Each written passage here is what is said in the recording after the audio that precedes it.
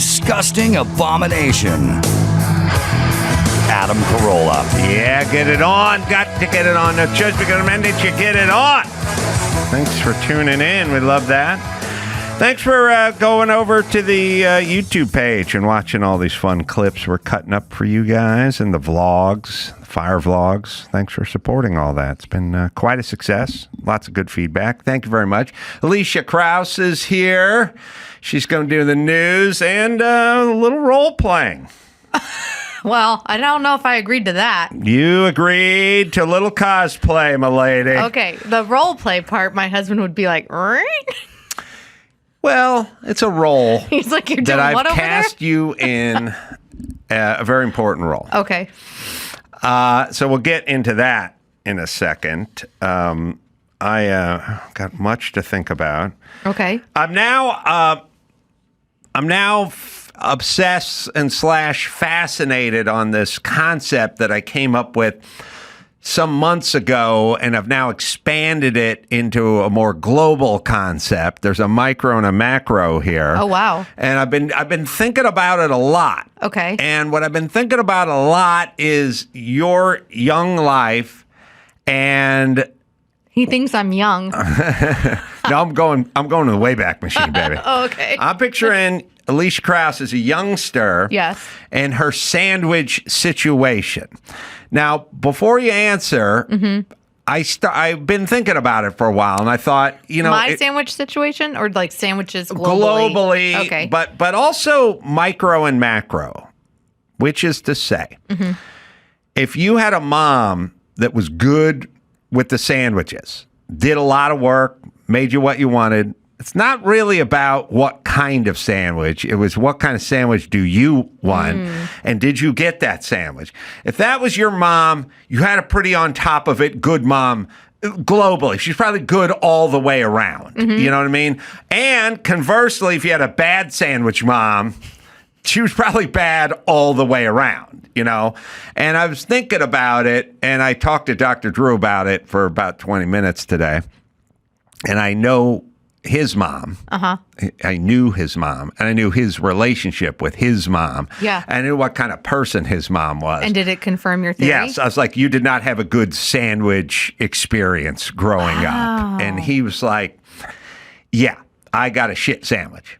And I said, now, there's also an option, and it's a range. You could have, believe it or not, there's a zero sandwich mom. Oh, like the mom that forgets or just doesn't give a shit, so she doesn't make gone. the kid No anything. sandwich mom. Yep. Well, there's, high on drugs, locked in a room the whole time, not coming out. I mean, Unfortunately, there's a zero sandwich mom. Yeah. Right? And then there's the boar's head, top of the heap. He likes smoked Gouda, and smoked Gouda he shall have. There's that buying special rolls. He's a Kaiser man. Oh, that's my children. They get their grandmother's homemade sourdough. Okay, that's just what I'm touching. But you're good, mom. That's what I'm saying. But you're not a 10 in the sandwich department and then put cigarettes out on them and beat them with a cane. It's like you're also the mom that's saving for college and in the stands at the girls' volleyball game. And it's a global thing. But I'm saying we no longer need to look at all aspects of a child's life. We'll just delve into the sandwich part. Oh. And then I went global with it. Okay. This country is the best. And we're also 1,000%. number one sandwich country. We're number one. And now, first off, when you're a number one sandwich country, you're basically saying, A, we value diversity. True. Because we have like 700 different kinds of sandwiches. They're all really good. Yes, and then what does a sandwich take? It takes a village. We're a melting pot. It's like we don't just eat beef tongue sandwich. It's like, no, we need smoked turkey over here, and someone's got to make the cheese. A little provolone would be nice. Then there's the tomato and the pickle slices. It's like, what we need, this is what this country is. We need welders. Anyone else very hungry right now? I'm getting hungry.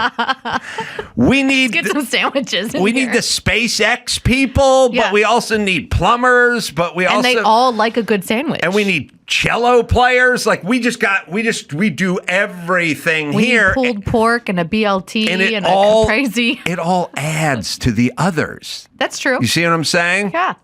So So now and we need- also if you're a shit sandwich nation, your nation sucks too. There's like no one goes, oh, you've been to the delis in Darfur? Oh my God. No. You show me the shitbox country, I'll show you the zero sandwich. Now, here's the bad countries. You ready? Every country, and I've researched this. Every Oh, really? country, oh, yeah. Well, I have my people do. But the point is this. Most every country has a sandwich. Really? Well, most, but they got one sandwich. It's their sandwich. That they're like known for. Yeah, we got, pita bread with the shawarma on it, but we don't have a BLT, obviously, and a million other sandwiches. France has a baguette with brie. No, hold on a second. France is a good sandwich nation because they're a good nation. UK is a good sandwich. And now, look, we're number one. I'm not saying we're not number one. We're number one in the sandwiches. But that's why we're number one. It's our diversity. So we have 7 million different sandwiches. They're all good. By the way, we all welcome your sandwich. I like a falafel. I like a poor boy, and I like a Cuban sandwich Nobody or whatever. wants to eat the same sandwich all the time. It's our diversity. So you know what's funny? Now that you say this, my mind is kind of blown, and I feel like Stanford or USC or somebody should do a deeper dive into this. Denmark is known for their sandwiches, but it's also a great nation. It's a safe nation. Yeah. Is what I'm saying. It's a good... Here's what I'm saying. I will tell you nothing about Alicia Krause, you're going on vacation. I'm going to send you there. Okay, sweet. I won't tell you anything about rivers or lakes or Beaches. or castles or beaches or anything. I will just tell you they're very diverse and very good with their sandwiches versus they have no sandwich game. Yep. They're the one sandwich or no sandwich. Yep. You pick the one with the most sandwiches, that's the best place to go to. Also, they probably have if they have a good sandwich, they probably have decent like beer and wine too. It's everything. We have Everything, 7,000 like, trickles down. IPAs. And we have Germany has good sandwiches, but they make Porsche and Audi and BMW too. Shit countries have one shit sandwich and make 0 cars. It's a thing.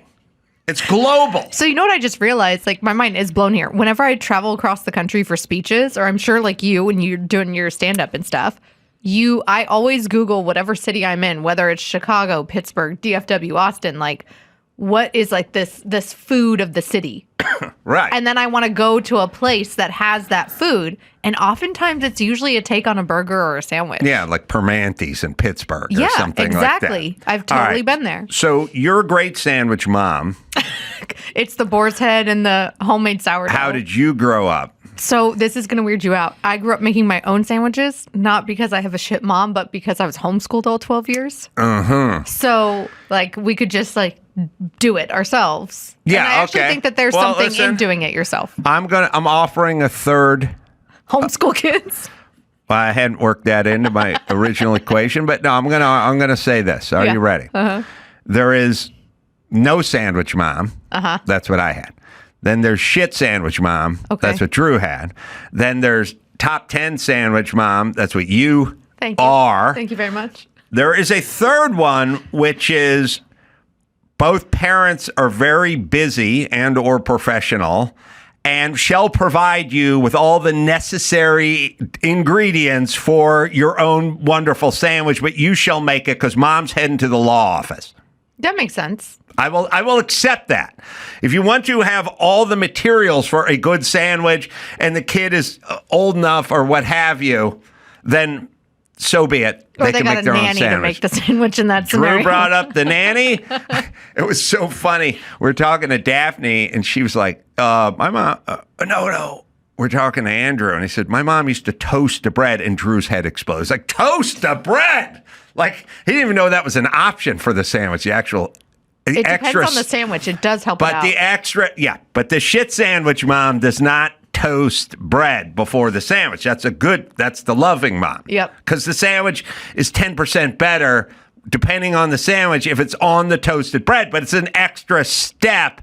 and it's effort that shit sandwich mom doesn't want to put in. Which is also then a global problem because she's not putting the extra effort in anywhere.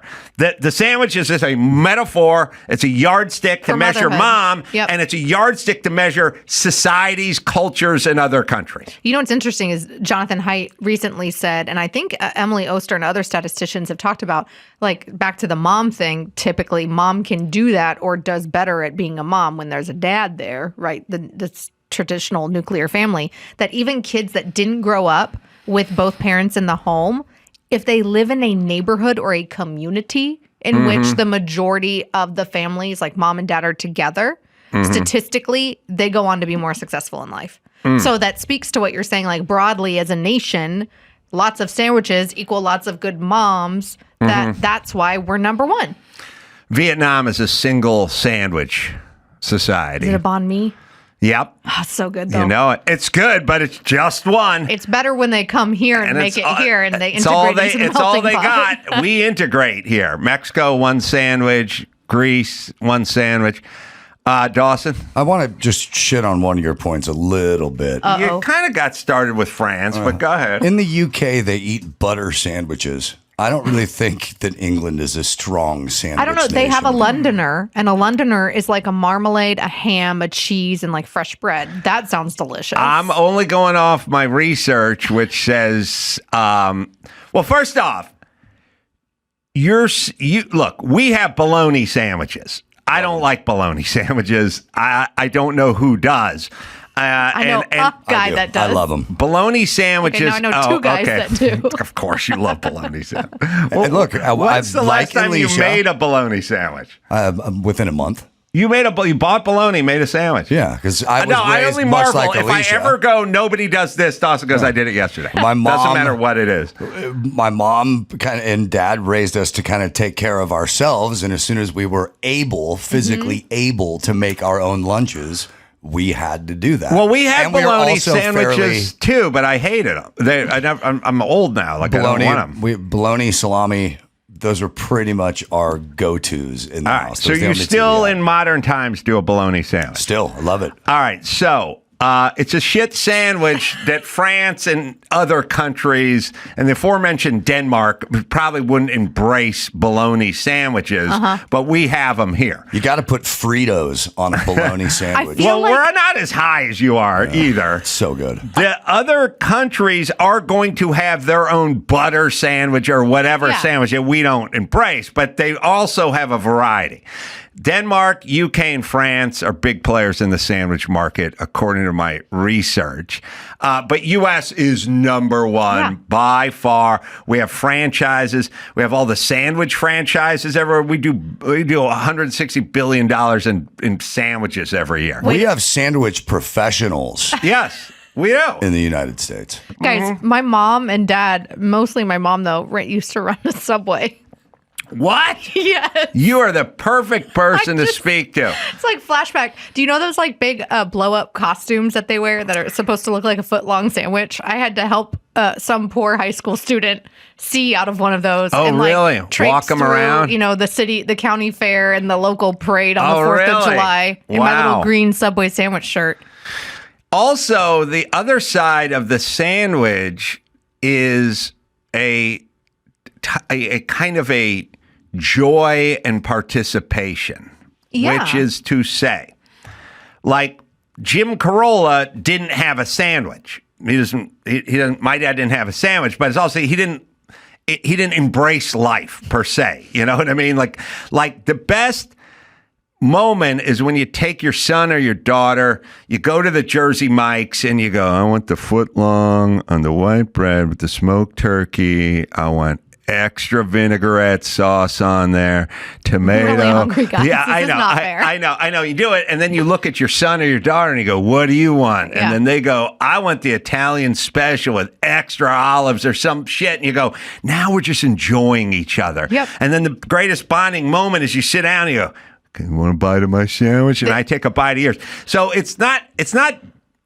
just about I need sustenance. It's like, my dad didn't enjoy life enough to give himself a sandwich. You know, he didn't have I love, we're going down Felipe's, we're getting a French dip, like that's a joyful thing. That's such a good point. There's, I don't know if I should say the name of the place, but there's there's so many good sandwich spots in LA, by the way. And like a sandwich is probably my husband's love language.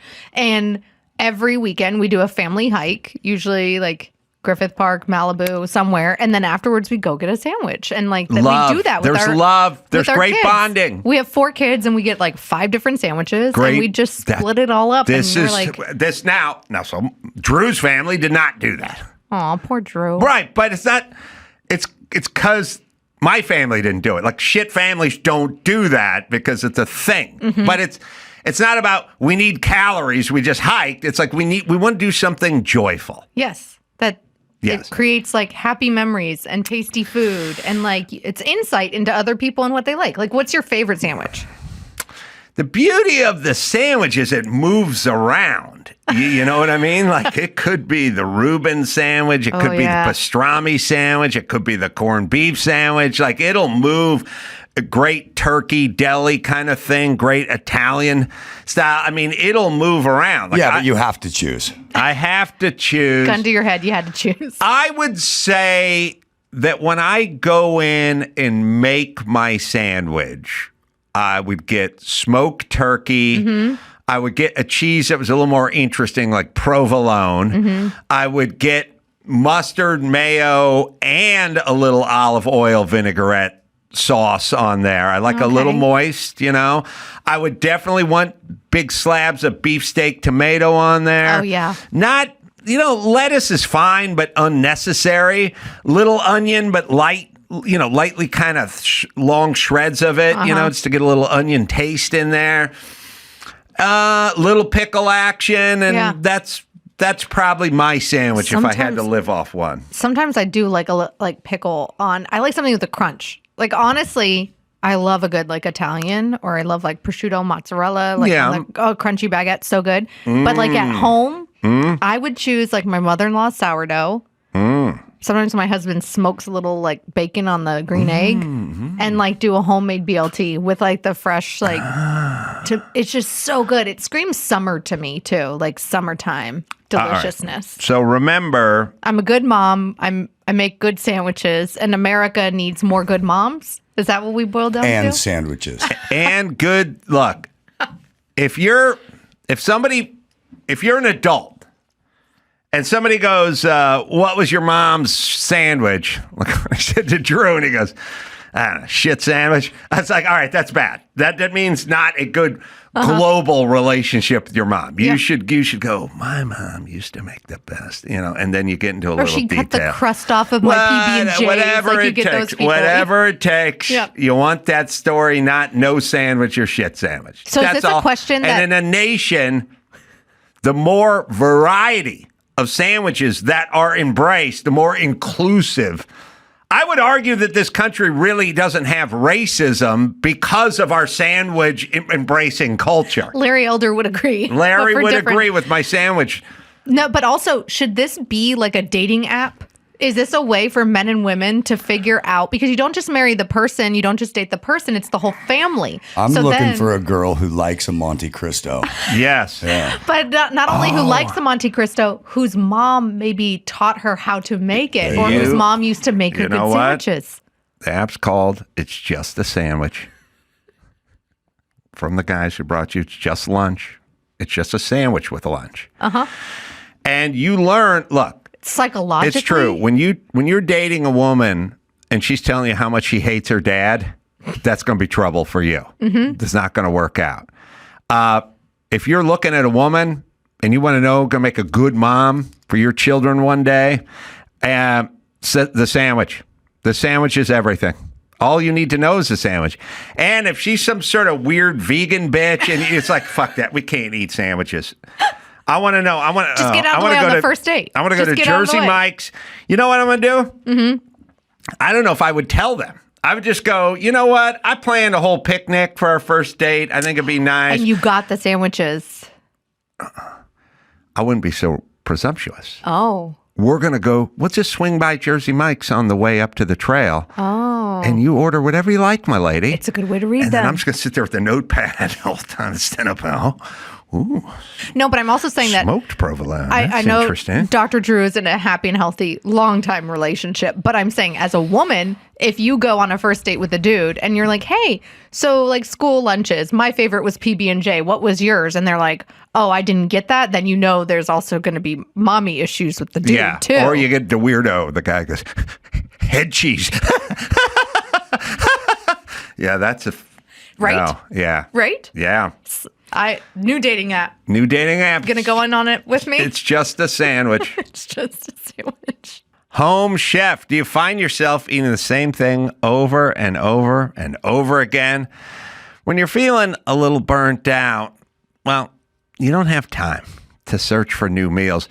Pick out ingredients and learn to cook something new, which can take a while. There's some trial and error there. Home chef. Well, they get it. And they're here to make meals easier and healthier with tons of variety. Home Chef has over 30 options a week and serves a variety of dietary needs. Plus, Home Chef customers save an average of $86 per month on groceries. Yeah, because groceries are super expensive now.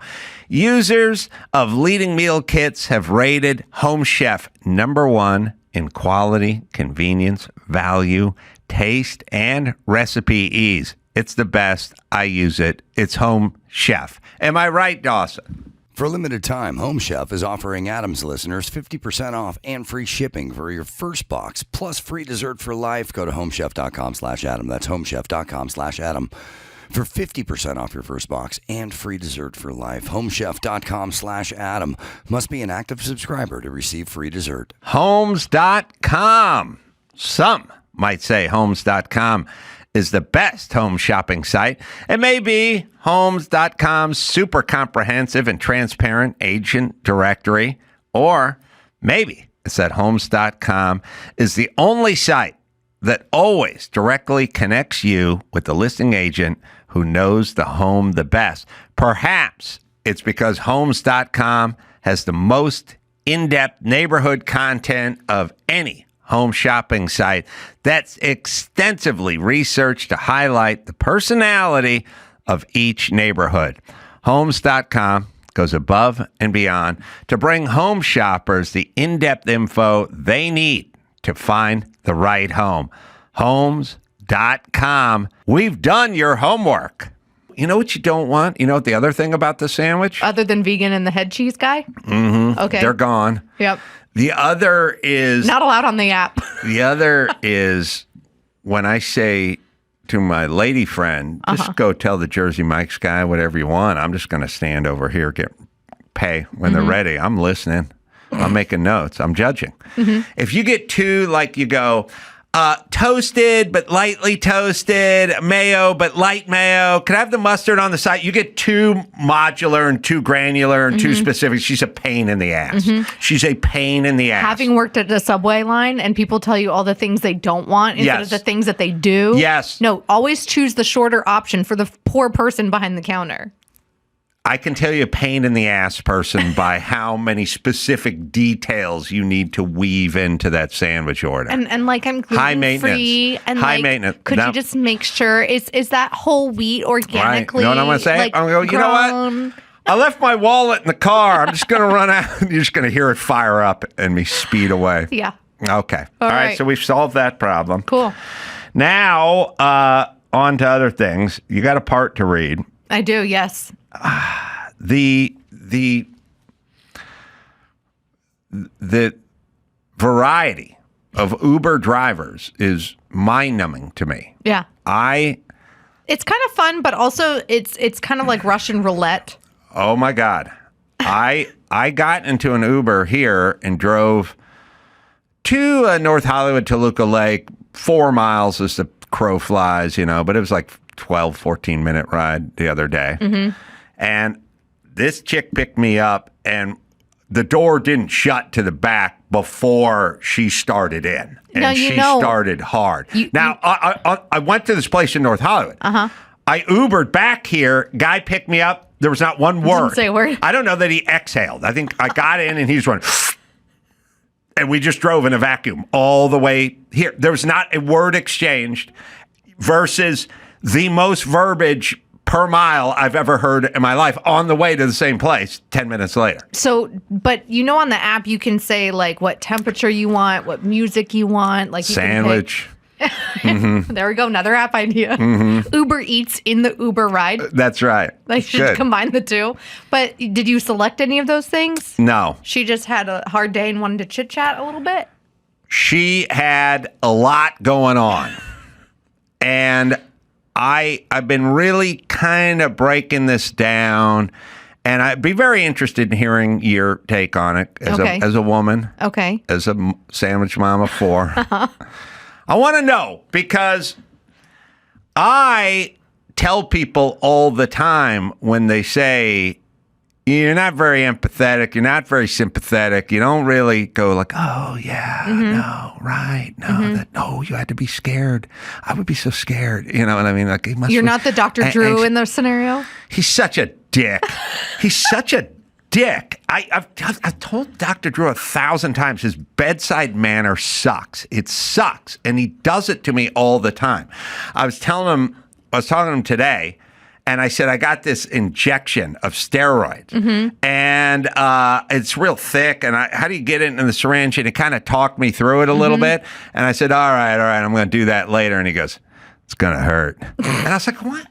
And I was like, I'm doing it anyway. Why do you have to fill my head with this? That. Why? And by the way, all the stuff he says is going to be bad is never bad. He told me when I got my hernia surgery, it was going to be bad for 2 weeks. I was going to be writhing in pain. It was going to be so brutally. Well, maybe he does that so he's then a mentally. Pussy. No, I'm saying maybe as your friend, he's doing that so mentally you're prepared for the worst, and then you can walk out of it and be like, that wasn't that bad. Nah, he doesn't know what he's doing. He does it all the time. But anyway. So neither of you are empathetic, is what you're saying? He may be. I think he is. I'm not. But here's my thing. People tell me all the time. They go,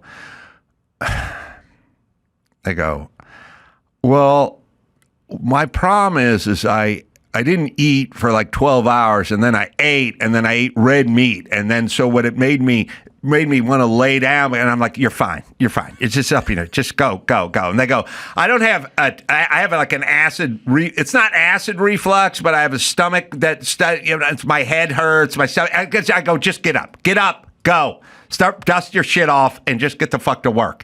And they're like, I don't feel right. And I'm like, put on some classical music and take a hike. Go break a sweat. Go jump into a freezing lake. Just go get going. And they go, I'm not well. I'm not. And I'm like, stop announcing to everyone you're not well all the time. Some things used to be kept private. Also, it's all in your fucking head. Just fucking get going. Break a sweat. Get moving. You'll be fine. Get to work. Get a hobby. Get whatever. Stop thinking about stuff all the time. That is true. Listen, Big Pharma has figured out 10 different medications that you all need to be on, except for you don't need to be on these things. What you need is a workout. You need a hobby. You need a passion. Yep. You need a goal. Maybe a friend. Maybe a friend. Maybe a cold plunge. Maybe a nature hike. Yep. Maybe a little Bach or Beethoven. And maybe a sandwich. Maybe a good sandwich therapy. Sandwich therapy. Okay. Stop telling me what's wrong with you. Yeah. There's nothing wrong. You know how many people... How many people's backs are fucked up that aren't really fucked up? They're just mental cases. How many people have headaches all the time? Everyone under 40's got some shit going on with their stomach. I can't eat hot food. I can't. Yes, you can. You can do. I went on the show Hot Ones. I ate every fucking wing. I got the Scoville scale, 5 billion. Did you sweat? I ate that wing. I did nothing. I went home that day at dinner, took a shit the next morning, went to work. I didn't know. I wouldn't have known what I did because I wasn't thinking about it, and I don't care.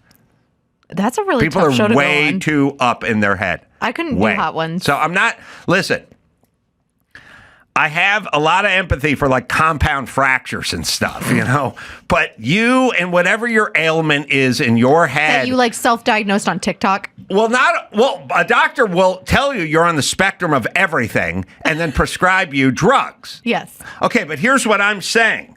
That's his business, and you're buying into it. Don't buy into it. Just fucking get busy. Just go get busy. So you're really kind of preaching the like mind over matter, like the Dennis Prager act happy, be happy, like act healthy, be healthy. Nobody on a farm has your problems. Why? Why? Because they got to get up and they got to do shit. They got to do the thing. And they just go do it. And stop telling me about your back or what this meal made you feel like. And you don't want your Uber driver to ever do that. She started. Now, hang on. I have a question. I don't mean to trigger you. Had it been a dude, would you be more annoyed or less annoyed? I go harder on the dudes. Yeah. Because now you're a pussy. On top of all your fake bullshit, you're a puss. I have more sympathy for women. And also, I am a guy, so I know you're full of shit. You know what's so funny? Also, I worked with 1,000 guys. None of them ever had any of your problems. What happened in the last 10 minutes? And I was like, oh, right, we were poor and had to fucking work. Yes. But what's funny is there is definitely like a bullshit meter that I think men are able to judge other men and women are able to judge other women. Mm-hmm. Right? Like we can just read it in a different way. I'm at the point where when someone is telling me what's wrong with their stomach and what's wrong with their back, I don't believe them anymore. I think there's something wrong with their head. It's like a group problem. It's like the trends that you see in like young girls or teens that have like addiction. And it's like every third celebrity's son is transitioning. Is that an actual medical situation that happened in the last 9 years? Every other celebrity's son is getting their dick cut off in the last 10 minutes. Do we think that's an actual phenomenon? Or is that just something's wrong with their fucking head? And they're buying into some bullshit.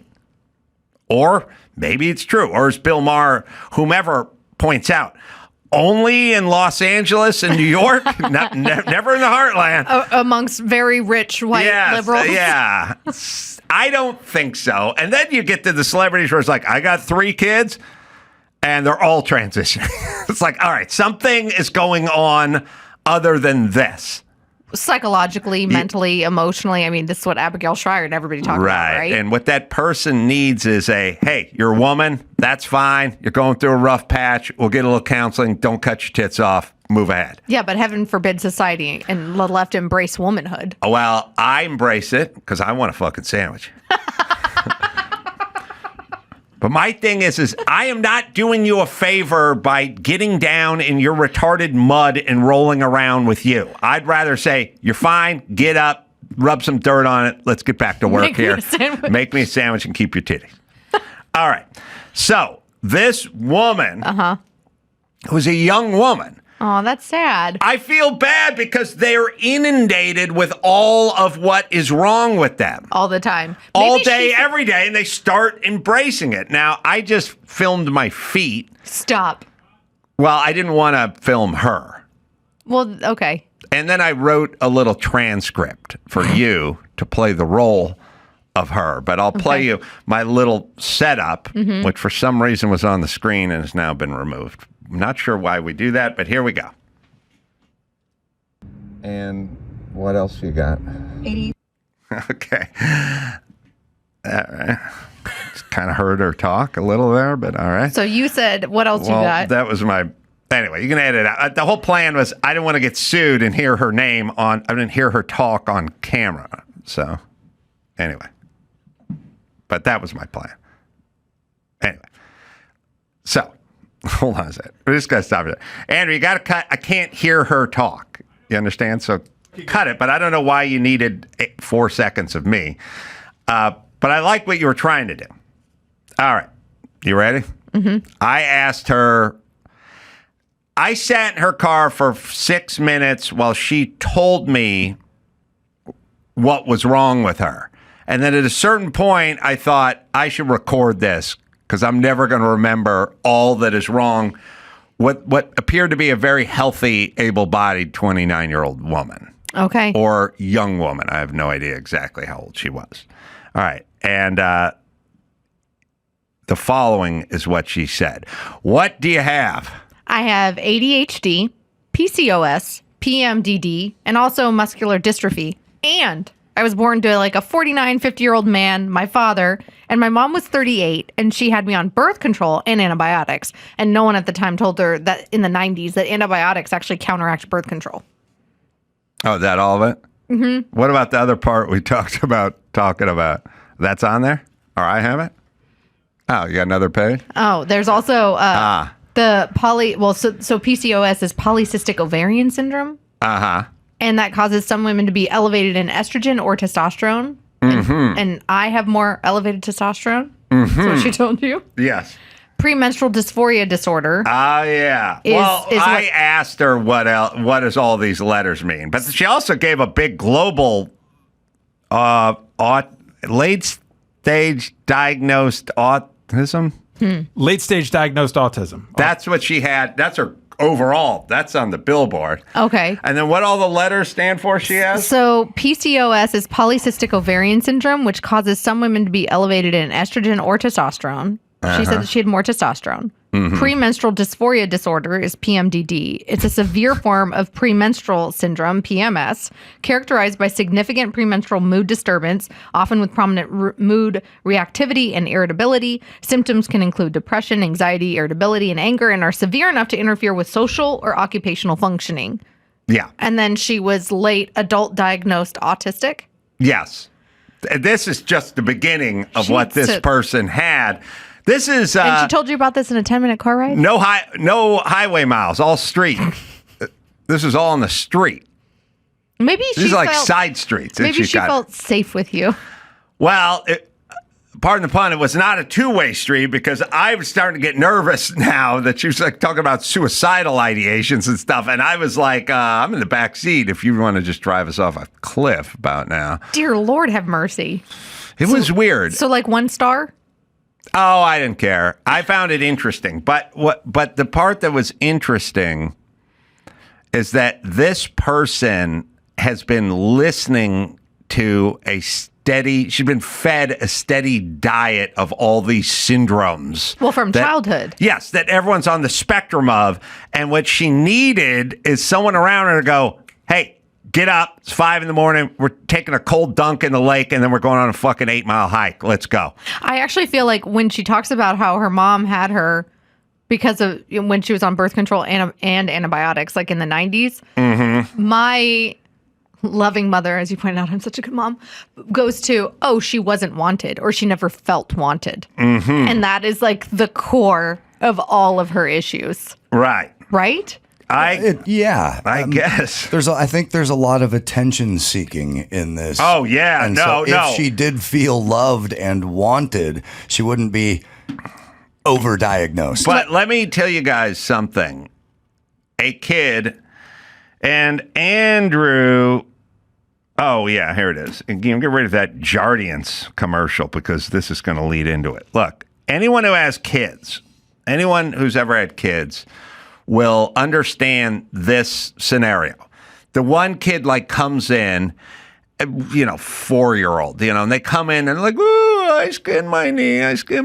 And then good mommy, stops making the sandwich and rushes over and goes, oh, are you okay? Are you okay? And then sit down. Here's a juice box. Relax. Let me clean that up for you. I'll take care. Shh. And the other kid will watch it. And then the other kid will go, I hurt my finger. And then the mom, because the kid's going, okay, all this attention. Yep, for this all thing. this love, all this is getting. Now, I don't want to hurt my knee, but I would like mama to come up to me and pay this kind of attention to me. So when we offer all this stuff, magically everyone now is on the spectrum for everything and has everything. Yeah. Has everything because you have the pharmaceutical companies and the big medicine pushing it. And don't even get me started. They're pushing stuff where they go, you ever wake up in the morning and feel not quite yourself? You ever have trouble going to bed at night? You ever feel like you should have more energy, but you don't? Or maybe you just can't enjoy. Yeah, that's everyone all the fucking time, depending on what day it is, bitch. No one said it was going to be a happy, free ride, and we're going to sail right through society. No, every day I wake up and I feel a little groggy and a little tired. That's everybody. Dogs wake up and feel a little groggy. Feel a little tired. You feel like you're not yourself till you get that first cup of coffee. Yes, everybody feels this way. Or it's it's like the soothsayer going, ladies, you love chocolate. Sometimes when you have it, you feel a little guilty for having. Yes, everybody. All the time. That's who we are. Every single day. Right. Welcome to humanity. Now that you're a little older, you just can't do some of the stuff you used to do. No shit. That's everyone. All the time. Everything. Yep. So stop trying to sell us shit. Yep. For our stomach and our head, because our head and our stomach is fucked up. Everyone's head and stomach's fucked up. They're putting you on more of this shit, and that's fucking up the flora and the fauna, and you're up in her head. This chick was so far up in her head that she had diagnosed herself with like 17 different syndromes, even though she was young and totally able-bodied. So how did you end the car ride? All I did was sit there and ask questions. Yeah. And agree. And nod head in agreement. Yes, I wanted you to hear. enabled her. I wanted to hear more. Listen, here's a little tip for everybody. Half kidding. If I ever act interested, you should be suspicious, especially in your dog, and especially if we're at the airport.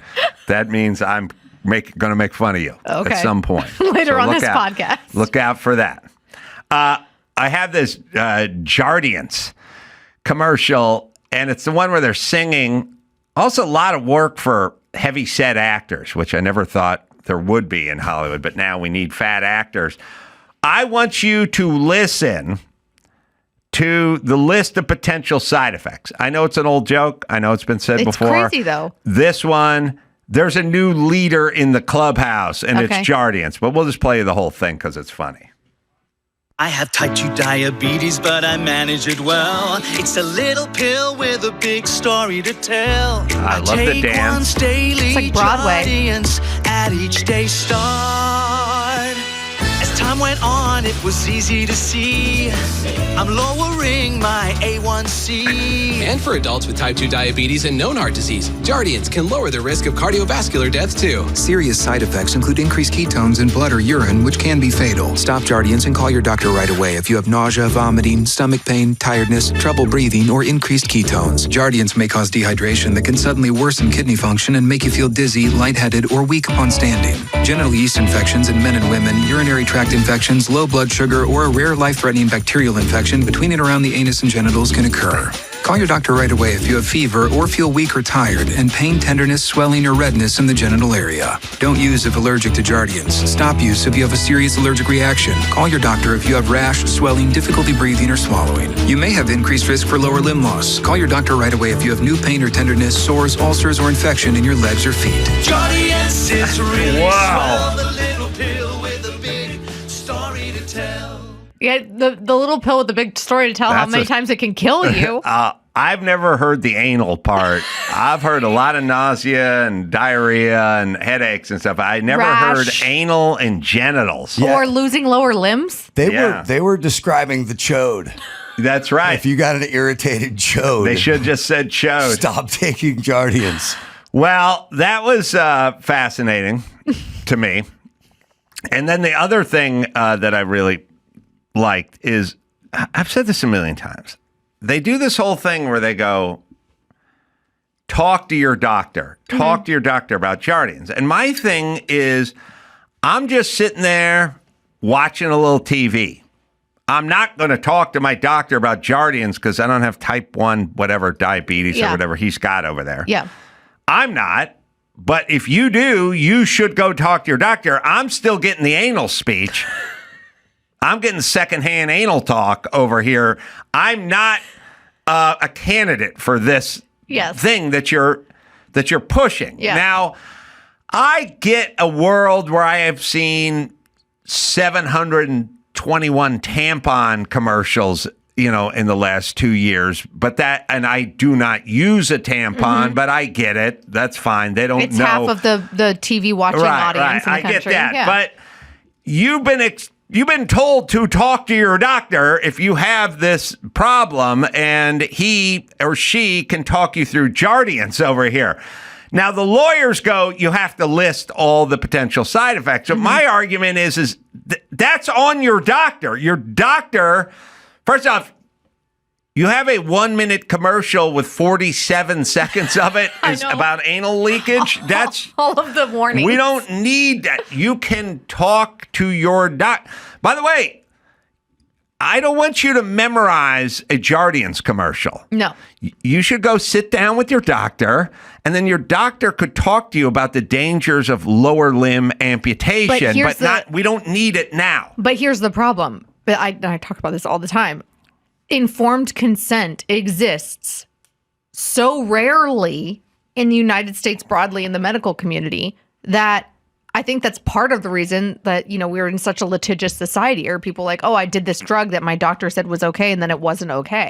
Yes. Because it's the pharmaceutical companies and the doctors that actually aren't being like, hey, you have type 1 diabetes. Here's all the things that we should be doing or could be doing. They're just, quite frankly, and people in the comments are probably going to get pissed at me. You're like just pushing drugs at this point. Yeah, I agree. You don't want to deal with the root problem of the scenario. You just want to put a Band-Aid on it. Yeah. One of the tactics the pharmaceutical reps use to get doctors to prescribe is sandwiches. They bring them lunch. Stop. Oh no, this is a negative about sandwiches. Yeah. How dare you be negative about sandwiches? They bring them. You have to wait for that. It's true. Well, they bring them lunch, but they take them on vacations too. I mean, look, the point is I don't want to hear about all the side effects. On a commercial? Especially when I grew up, there'd be commercials for it'd be like ultra cleaning solution, right? Uh-huh. And they'd always go, use it in your home, use it in the bathroom, use it in the kitchen, use it on your boat, use it on your RV, use it everywhere. You have it. And I go, just say use it everywhere. Yeah. Because now we're covered with the boat and the RV and the sink. You just named off 7 places I could use this and then said everywhere. Yep. Once you say, talk to your doctor, we're done. Because you've said, do not take this drug unless you talk to your doctor, medical professional, talk to them about the risk. Leave Adam alone. I'm eating and I'm watching TV and you're talking about anal and genital swelling. It was and bleeding and swelling and leakage. Now I'm not hungry anymore. I want to hear the warning one more time and picture me watching some football and trying to eat while I'm listening to this. I just want to know who, my brother-in-law is a songwriter, and I just who wrote this thing? Barry Manilow. Go ahead.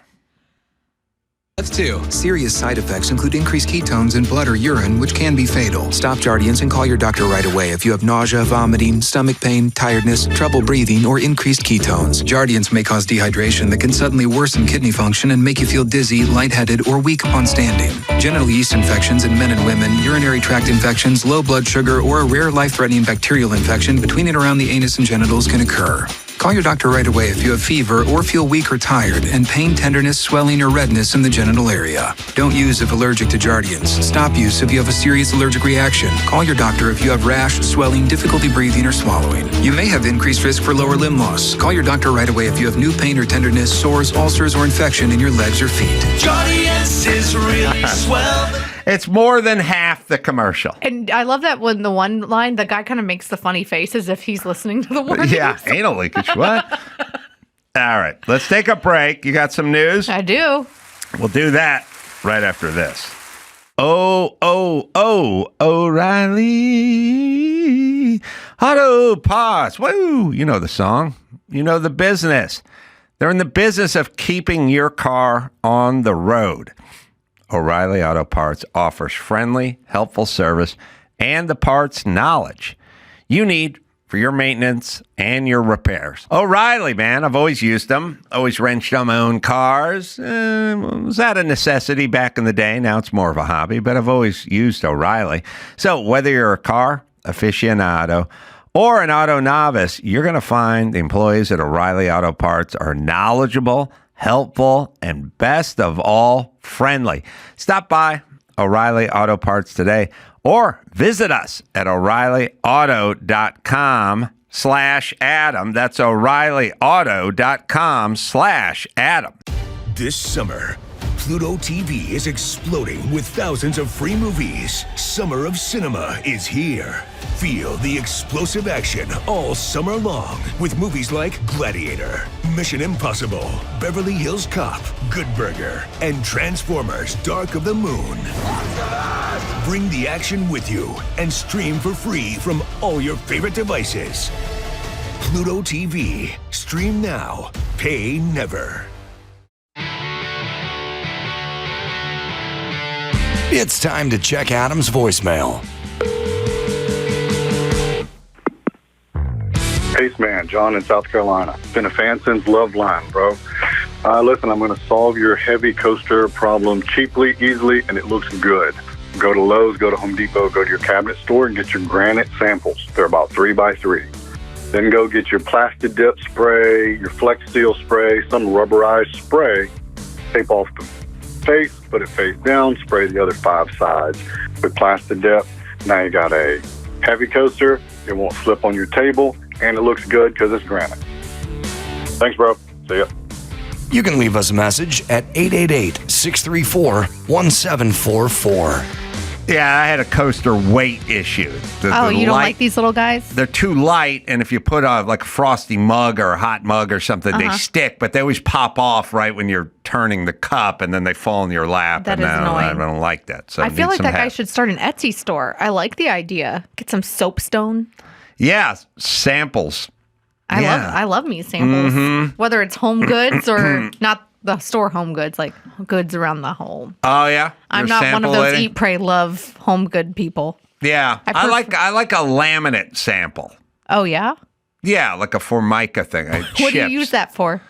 Well, I used to build cabinets a lot, and I used to do a lot of laying up of laminates, and you'd get a big chain with like 400 different ones, and you'd go through them, like what would be the best surface for this table I'm building or these cabinets or whatever. Like to have all that out. You'd look at it and go, I'll take this one, and I'll have like a serial number on the back, and then you'd go to the laminate place and you'd order it. I feel like I went to all the granite places in all of Van Nuys when we remodeled our kitchen. Yeah. No, there's a whole row of stone places on Sherman Way. And it starts in North Hollywood and goes to Van Nuys. Yes. But it's, deep North Hollywood. I think I went in them all. Yeah, they're always great because, well, it used to be stone guys were all Middle Eastern guys. And they've still pretty much the stereotype. Well, at least in my personal experience. What it is if you each trade attracts a certain nationality or group. Like a lot of jobs do this. And stone guys attract this Middle Eastern group who it was always entertaining to watch them install the stone because everybody else on the job site is wearing boots, and these guys are wearing loafers, like dress loafers. And Armani Exchange jeans. Yes, they have a weird dress code. They don't come in like the white man does. No, I felt like it was Middle Eastern and then like Eastern European Russian, are a lot of the fabricators and the guys that are in the shops. Yeah, we actually went with 2 different places because soapstone from one, granite from the other, and that was the whole thing. It's kind of fun in that first off, you'd go in there. It's very pretty. And you pick out a slab. Yeah, it feels very like and the slabs rugged. are the raw cut out from the stone. And then you go, it's always funny. It's always funny because they show you the slab with all these different amazing colors, like what nature can, and crystals and stuff in it. And then the guy's like, this one is from a volcano in Istanbul. And you go, how much is that one? I go, $400. You go, that's too much. It's like, it's from a volcano in Istanbul. They got it. They pulled it out and they put it on a wet saw and they cut a slab of it. It should be $17,000 for the amount of work some of them are now. Yeah, but it's all pretty. Now you get the cultured stuff, Caesar stone and that kind of stuff. But I'm saying none of them are from here. And yet they're so relatively cheap. They're from parts unknown and they weigh a lot. And someone quarried a volcano, brought it up, cut it into a slab, and somehow it ended up in North Hollywood. And if I did that work, I would want a lot more Be for like, that I slab. need $500,000. That's the way I feel with a lot of stuff. Yeah. I feel that way with honey. Ooh, yeah. Like when they go like, well, I have a couple of hives and I go harvest the honey and then I put it in the thing and then I filter the honey, but this is filtered and then I put it in the thing and it's like $3.99. And I'm like, I'd want $2,700 for that bottle of honey. So I have this is why when there was the whole like egg increase of cost and stuff, my kids eat so many eggs.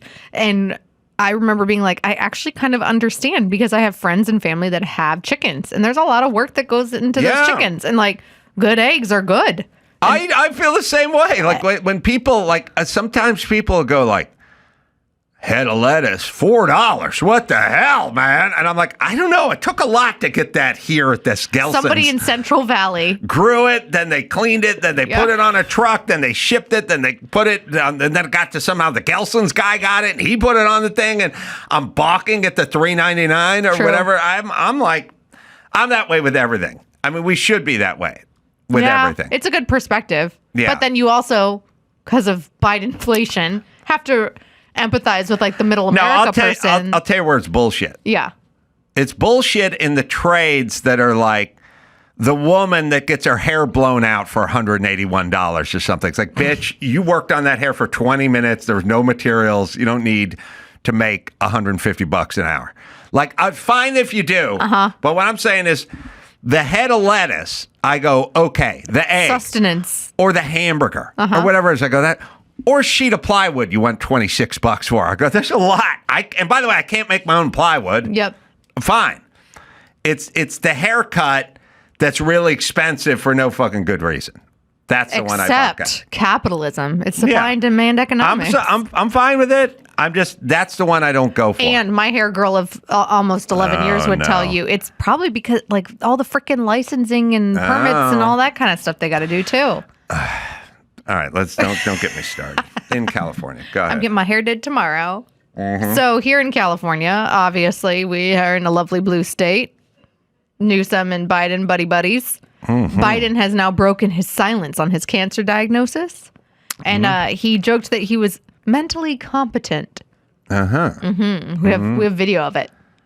And there's also been a lot of discussion recently about your mental and physical capabilities while you were in office. You can see that. I'm mentally incompetent and I can't walk and I can beat the hell out of both of them.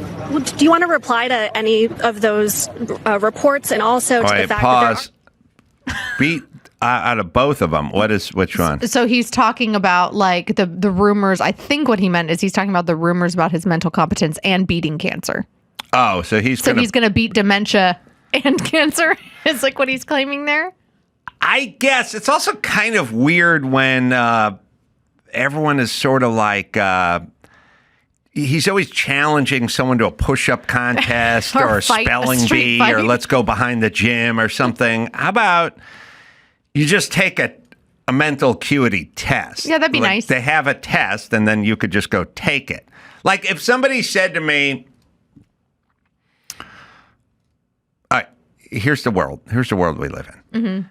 If a cop pulls you over and goes, "You been drinking tonight?" You go, "No, I haven't had a drink at all." All right, want to take this breathalyzer from me? Then the answer is, yeah, go get it, because I haven't had a drink. It's not, I haven't had a drink and I'm not taking the breathalyzer. True. That's the problem. Yeah, if you have nothing to hide. That's where we're at. So if people keep, you know what I would say? I would say, you guys think I'm incapacitated mentally or I'm falling off or I have a problem. I don't. But I'll tell you what I'm going to do. I'm going to go memorize the list of ailments for the Jardiance commercial, and then I'm going to sing them right back to you. I'm going to prove to you. What time is it? Noon? What day is it? Tuesday? All right. I will see you at noon on Friday. Yeah.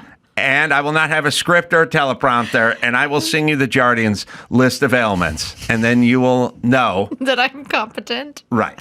There's more to that clip, though. I mean, his demeanor is so. I mean, to have that level of narcissism. He's a weird. Like? I don't.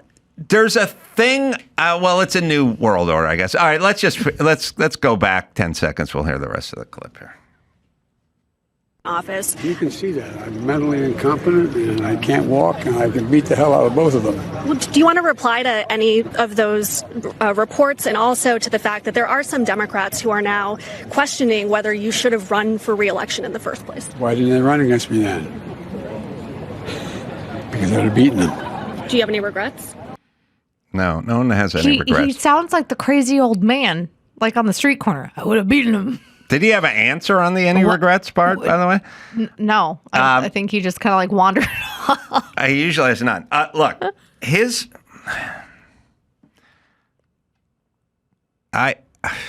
right.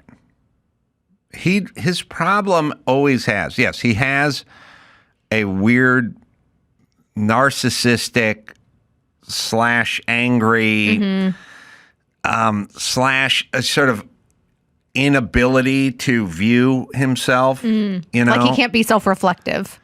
Yeah, which is to say, which a lot of people have in politics, but what I would say, like you say to me, it's like accuse me of, okay, somebody says to you, what about your son? What about all his business deals? Yeah. I've never talked to my son about his business deals ever. Yeah. Okay. Well, first off, that makes you a bad dad if you've never spoke to your son about how his business is going. Yes, because if your son had a frozen yogurt place in Pasadena, when he'd come over for Thanksgiving, you guys would be sitting around, you'd go, hey, boy, how's the froyo going? And then he would say, there's always money in the banana stand. Right. I'm saying you've never talked to your son about business ever is a weird thing. Now, what you can say is you go, yeah, my son travels around and he does business, you know, and sometimes we'll talk about some stuff, always legal. I always tell him, you know, you're representing the Bidens when you're out there, so keep it on the up and up.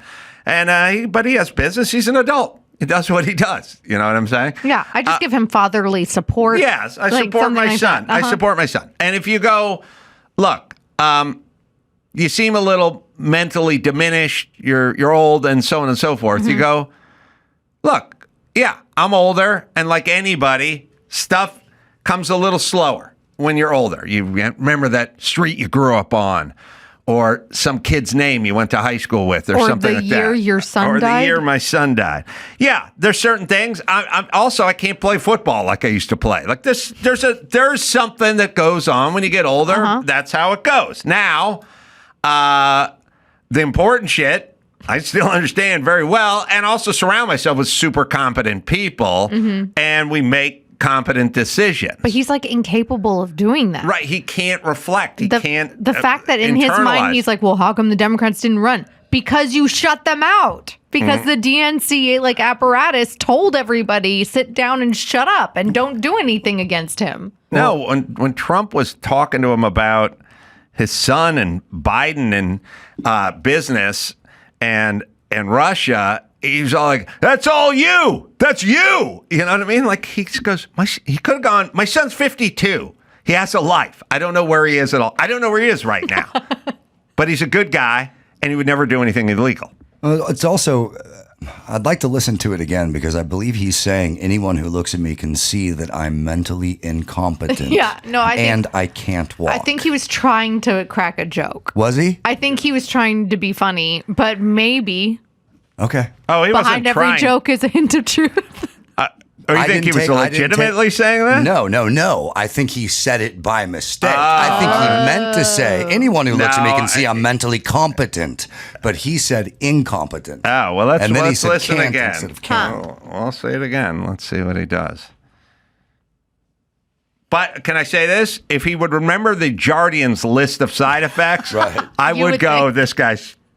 Give the devil his due. He's and the sharp. choreography? What was the choreography? I'll tell. At this point, you can do it sitting down. I just need it in the right order. Go ahead. And there's also been a lot of discussion recently about your mental and physical capabilities while you were in office. You can see that. I'm mentally incompetent and I can't walk and I can beat the hell out of both of them. Well, do you want to reply to any of those? So, you know, I don't know if it was a joke. No, he goes, you can see that. He misspoke. No, I think he was saying you can see that I'm mentally incompetent by looking at me or something. I don't know. The other thing with Biden is all bets are off all the time. True. I never have We any never idea know what what is going to come out of his mouth. What he's next. saying. But either way, I would be much more sympathetic to Joe Biden if I didn't think he was a bad person who just stirred racial hostilities for years. I mean, let's not forget, he only ran because he saw white supremacists with tiki torches and bloodshot eyes coming out of the woods. That's what he says anyway. That's what he stood up and said, I'm going to stop racism in this country. Yeah. And then peddled racism for 4 years. Yeah. And then dropped out. Yeah. So nice job. And- Thanks for the hustle. And only he was the man that could beat Donald Trump. I think That's that right. he still thinks that. He can beat Trump and racism. Yes. Okay. So I have an interesting question to pose. At least I think it's interesting. Do you think that the Democrats care more about gun control or potentially like immigration?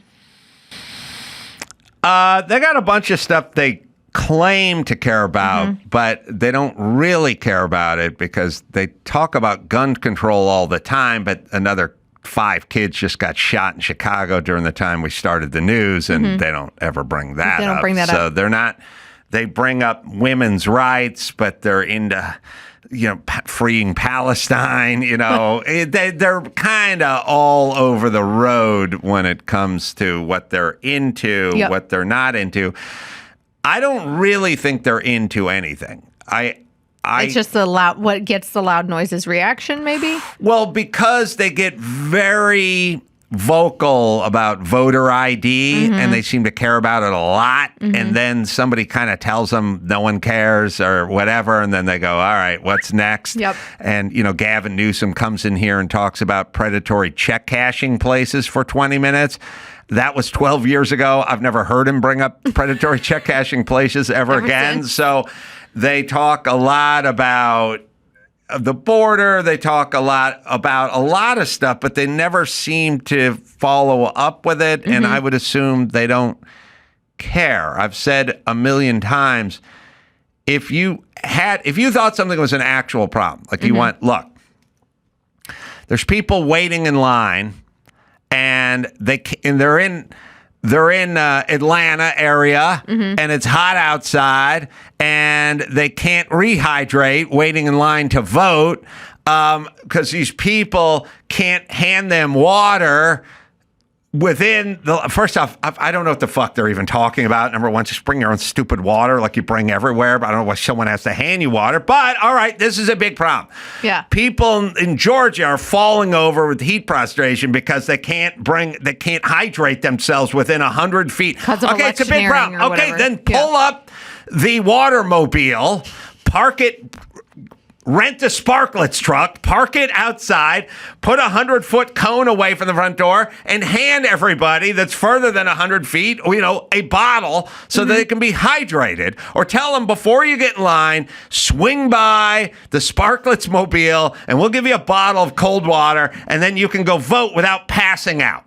And it doesn't come from any specific candidate. Just drink water. Just have water. Just come. We'll do it. We care. Yep. About a big problem. Yep. Or you can't get IDs in the inner city or black kids can't get a good. We'll do a DMV outreach. It'll like the Bloodmobile, like the Bookmobile. We have Oscar Mayer Mobile.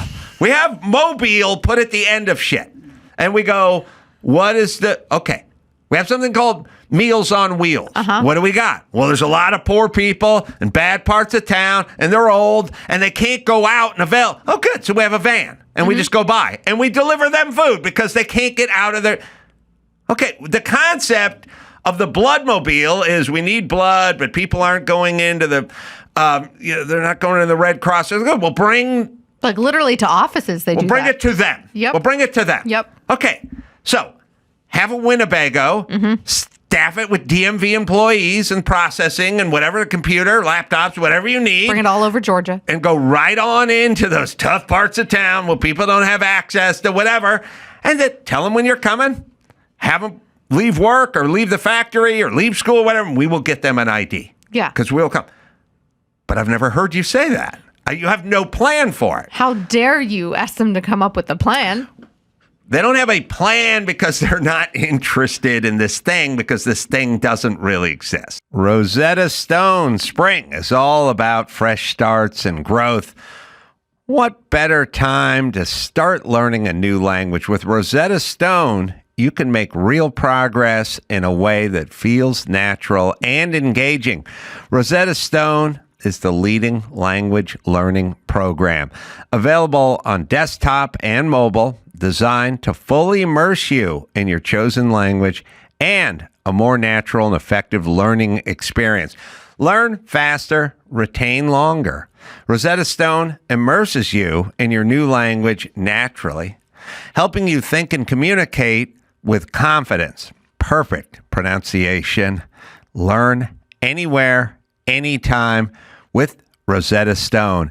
Am I right, Dawson? Today, Adam Carolla Show listeners can take advantage of Rosetta Stone's lifetime membership, 50% off. Visit rosettastone.com/Adam. That's 50% off unlimited access to 25 language courses for the rest of your life.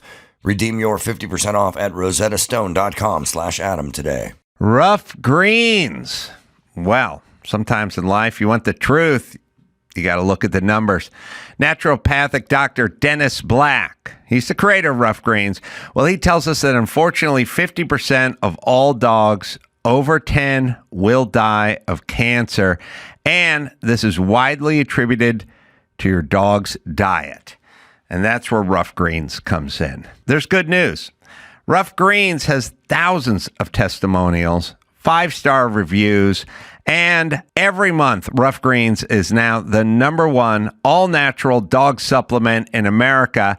And you don't have to change your dog's diet, which can be a pain all the way around. You can improve your dog's health without changing the diet. You just add a scoop of Rough Greens. I do it with Phil.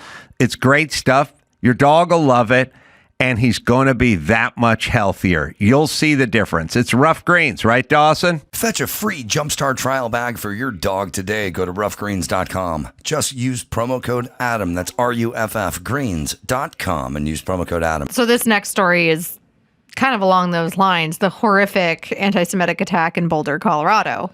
The guy, so the same Democrats that are like, oh no, we shouldn't have borders. Secretary Rubio is the worst for trying to interpret the visa laws to keep people out that deserve to be here, that are seeking asylum, yada, yada. Well, on Sunday of this week, for those that don't already know, there was an Egyptian illegal immigrant who had overstayed his tourist visa in 2022. And that would have allowed him to come for 6 months tops. He overstayed like maybe 500,000 other foreigners, this is according to the New York Post, do every single year. So 500,000 other foreigners. Not saying that they're all going to be terrorist anti-Semites, but that's a lot of people. And then he claimed asylum and said so he wouldn't be kicked out. He was given a work permit while he waited for his immigration. Apparently, by the way, I heard on NPR this morning, this guy decided he didn't tell any of his family and friends what he was doing. None of them were in on it. He waited till his daughter finished her high school graduation before he went and tried to burn up some old Jews, including a Holocaust survivor. So all that to say, for the left that's in some corners, oh, hate is wrong. Words are violence. Right. All these things. Also, should not deport everybody. He tried to get a gun. This is where gun laws don't work, because bad guys are going to do whatever they can. He tried to get a gun, but because of his illegal immigration status, it makes him a criminal. He then decided to YouTube how to make Molotov cocktails. So it's a host of all of these issues that they claim to care about, and now it's complete crickets from them. All right, a couple things, and then I'll push back a little bit. Okay. The here illegally thing, I think about all the time. No one's illegal, or these people are dreamers, or they come here to work, or they're all hardworking, good people, whatever. Look, forget about this country. Let's just do Canada. I think we can all agree. If my kid just said, I'm going to Canada, I'm going to hang out as long as I can, I'm going to wander around, I'll work underground or whatever, I'd be like, okay, but if they catch you, they're going to kick you out because you're not Canadian, you don't belong there, we have borders. Canada, I don't know, does Canada have a wall? I don't know. It's their business. They're a sovereign nation. They're Canada. I don't think I have a right to wander over there and hang out and do whatever.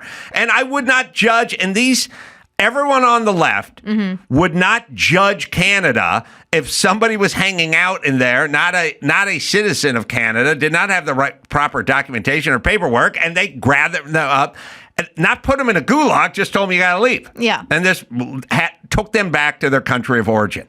I don't think anyone has a fundamental problem with that anywhere except for the United States, and then somehow it's different. I don't know, though, because you see like the leftist uprisings in places like Greece and Italy and Germany and Scandinavia, where they were like, yes, let's let in all these refugees, and if you say otherwise, then you're the person that's Islamophobe. Well, they're or like going sad. They're going full retard over there, and they're going to fuck up their cultures as well, because not all cultures are created equal, and there's a reason people are fleeing their place. It's because there's too many of them, and they fucked it up. But there's also a reason why you've seen what the mainstream media would call like hard right leaders, right? Like a Maloney Hungarian and all these others that are, in what's his face in Hungary. Yeah, and in Hungary, I'm not sure about that guy yet, but well, Maloney, I mean, I like Georgia Maloney. into well. What I'm saying is, I know what point you're making, but Viktor Orban is like.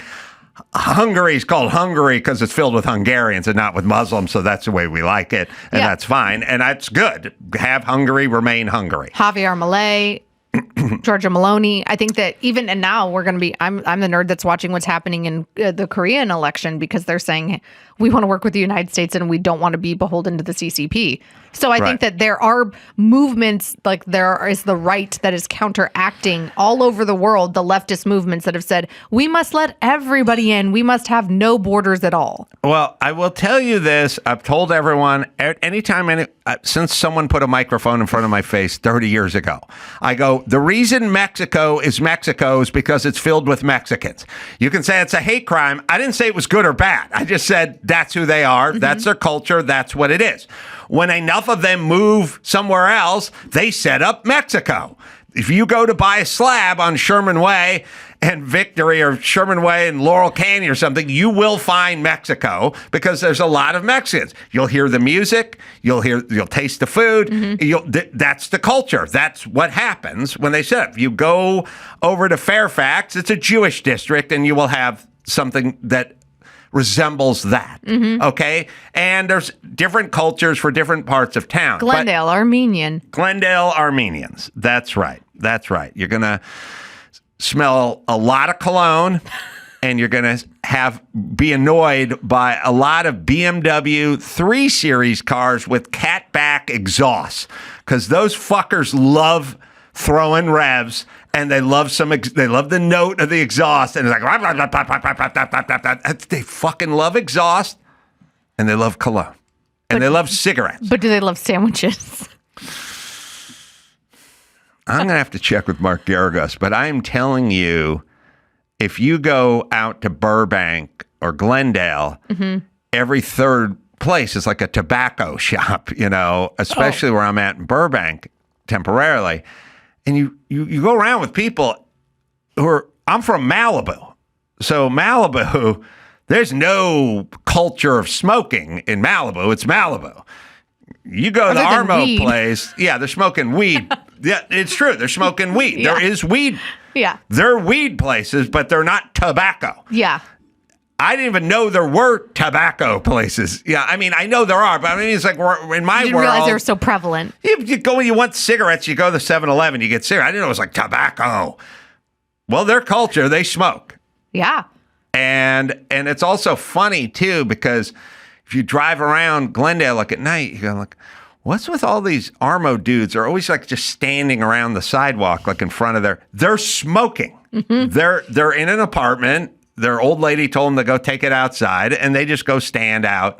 They smoke. All right, it's a cultural thing. Fine. Now, lots of cologne and a catback exhaust is a little annoying, but it's not terrorist. True. You see what I'm saying? Yeah. It's not an Egyptian illegal immigrant overstaying his visa and then attacking. Or it's legal to marry your 7-year-old granddaughter, whatever your culture has. Yep. That ain't it. So that's fine. But if that is your culture and there's enough of you, yes, then we're going for Sharia law here. Because there's an abundance of you.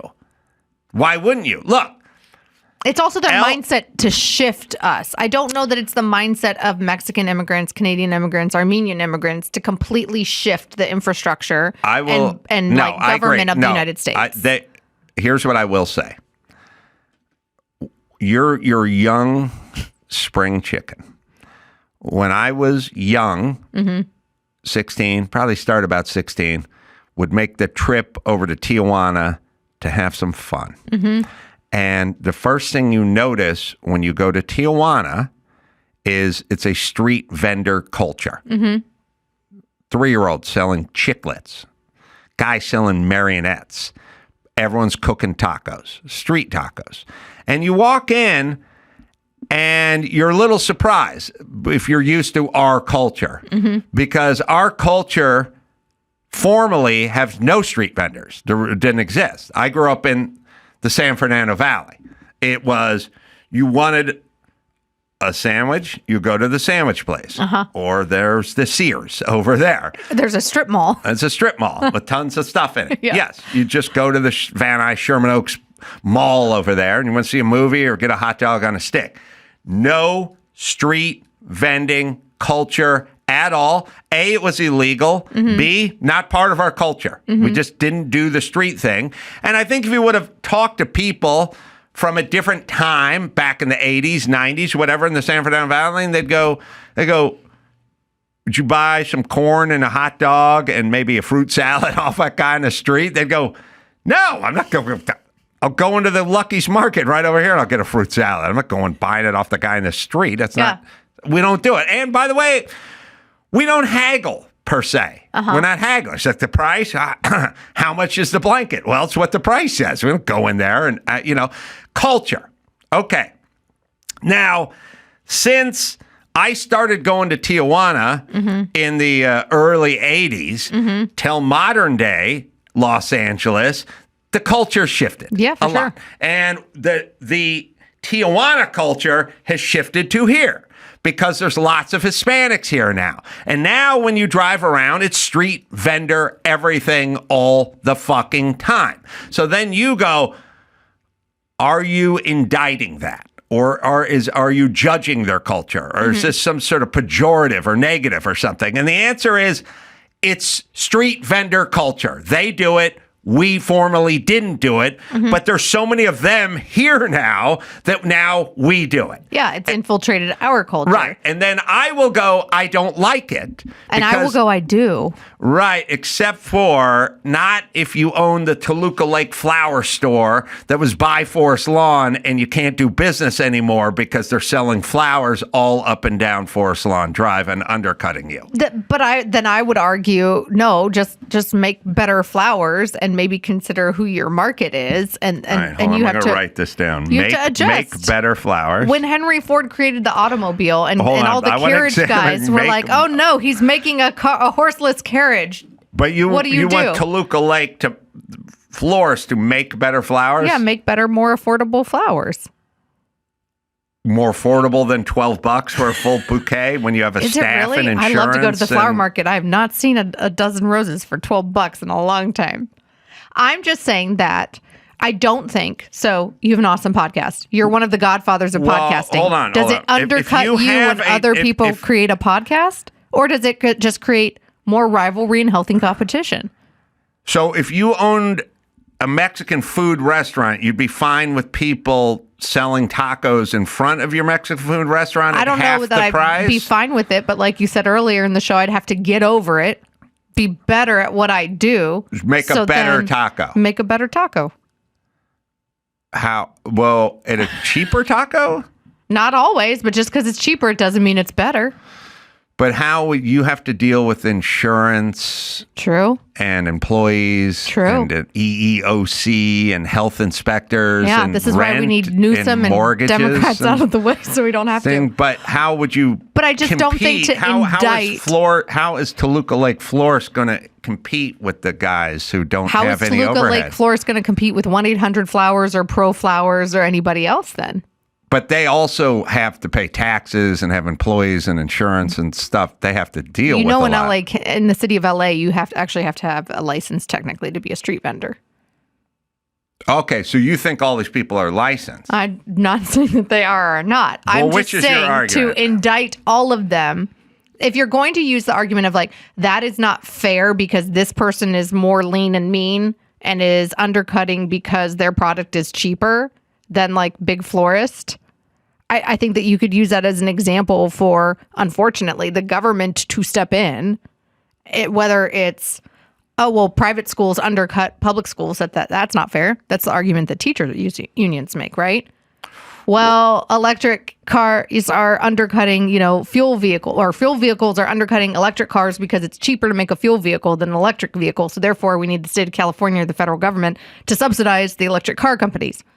That's right. Like if you keep using that save argument, on fuel though if you had an electric car though. I mean, there's some savings. I'm not down the anti-electric road. car. I used to have one, but I'm saying that the argument that I think you're making isn't. You have to be able to apply it. Like I don't understand the logic like across the board.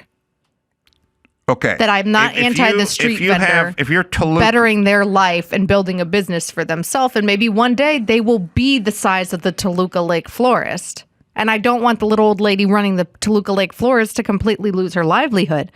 But I mean, she's gonna make better flowers. Maybe she can make better and cheaper flowers. She can market and argue for like what she does better than the street vendor. But she has so much overhead. How does she do them cheaper? Well, I don't know. I'd have to call and talk to her. I don't exactly know how. But she can buy more, most likely because she's been in business for longer. She already has a built-in clientele that isn't just going to visit Forest Lawn Cemetery. They're buying corsages for prom and bouquets for anniversaries and Valentine's Day. And maybe she's doing some weddings and having to compete with some big guns like Mark's Garden, right? And so she has a different clientele than the street vendor does. All right, maybe this is on me because I said flowers, but let's go with food. What would the restaurant do?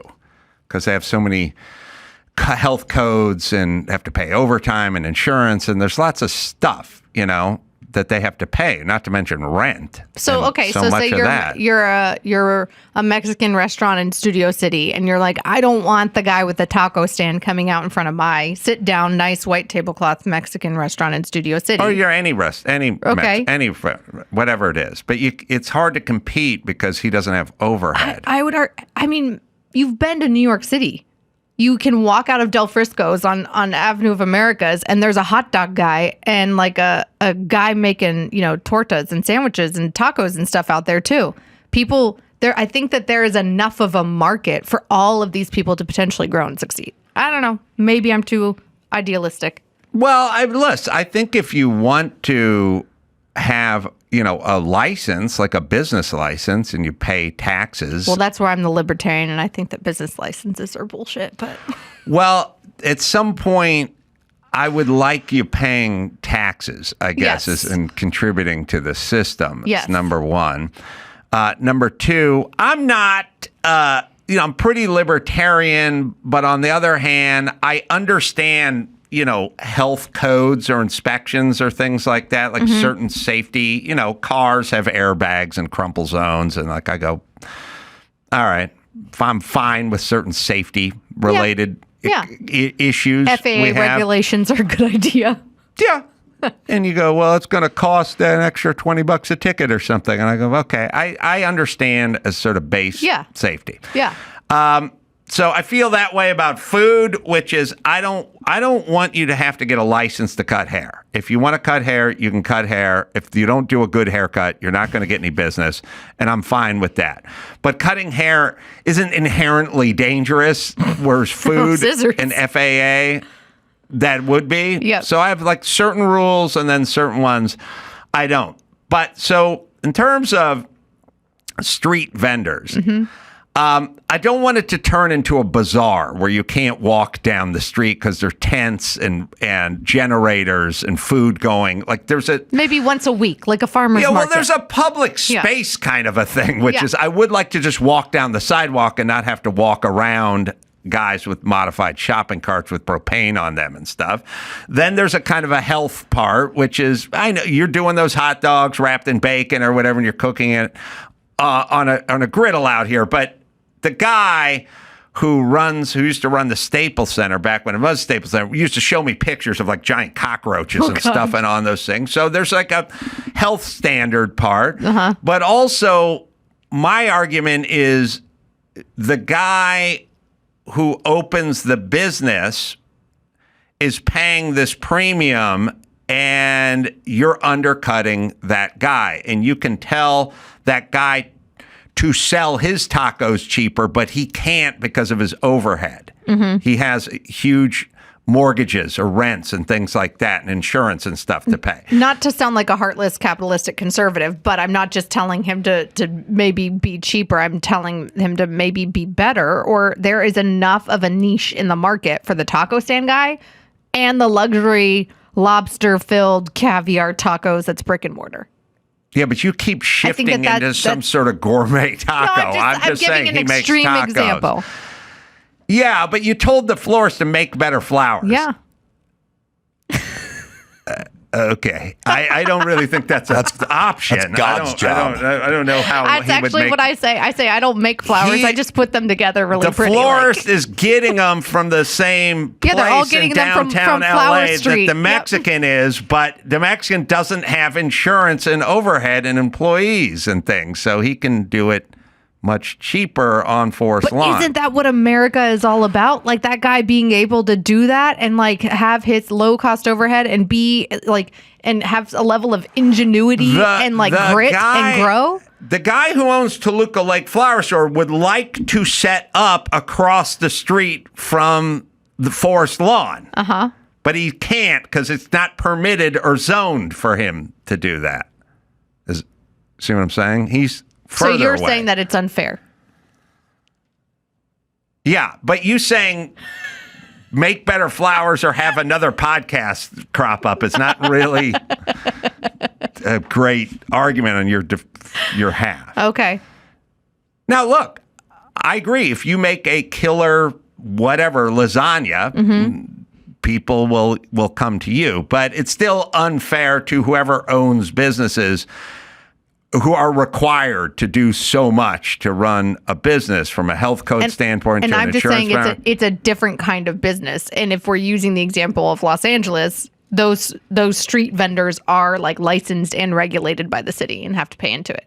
And in fact, years ago when I first moved here, if they're licensed, look, if you go to a SoFi game, there are guys selling Tecate beers out of a cooler and shots of tequila. Do you think those guys are licensed? No, I'm not defending all of that. No, I'm asking, do you think everyone you see on this, do you think the majority of the people you see on the street are licensed? Yeah, I think at the main, especially like where they know that there's going to be eyeballs and there's going to be government employees that come around looking for their certification for sure. More than 50%. Yes. That would be my assumption. In Los Angeles, roughly 1.4 of the estimated 50,000 street vendors are licensed. 1.4? That's higher than I thought. All right. Where's that data? They don't from? have licenses. They're not here legally. That's 3 on 1. 3 on 1 that's now. from Google. That is from Google. Oh, we trust big tech now? Oh, no, well, big tech's going to go the other. They're not going to go. They're going to go the other way on this slant. Okay. So 1.4. Interesting to hear that they probably jacked that number. Nobody supports the little guy trying to build a business and live the American dream. It's not building a business. 1.4%. Yeah, 1.4%. How many are they saying? Like 50,000. the estimated. Oh, there's more than 50,000 street vendors in LA County for sure. And I honestly think there's probably zero people enforcing it. Do you think there's more than 50,000? That seems like a lot of street vendors. For all of, but well, if you include, so there's like jewelry, there's food, there's floral. Like Next time you're driving down Sherman Way and checking out all those stone shops, check out the makeshift fashion store set up on chain link fences. Yeah, well, I get it. Close to Lankershim. I get it. It's a lot, but also 50,000 people on the street selling stuff sounds. It's a lot. Sounds pretty. I mean, but righteous. we're what? The county of LA is. All right, 12 well, million? hold on. Let's try to figure this out. Is your argument there's more, but there's still 1.4? Because if the 1.4 is still the 1.4s, I mean, we that could are do licensed. Well, we could do 7 out of 75,000 or 100,000. 1.4 had a license, but it would still be now a greater. Street vendors are disappointing me. I'm going to go out there on Forest Lawn and tell them I defended them.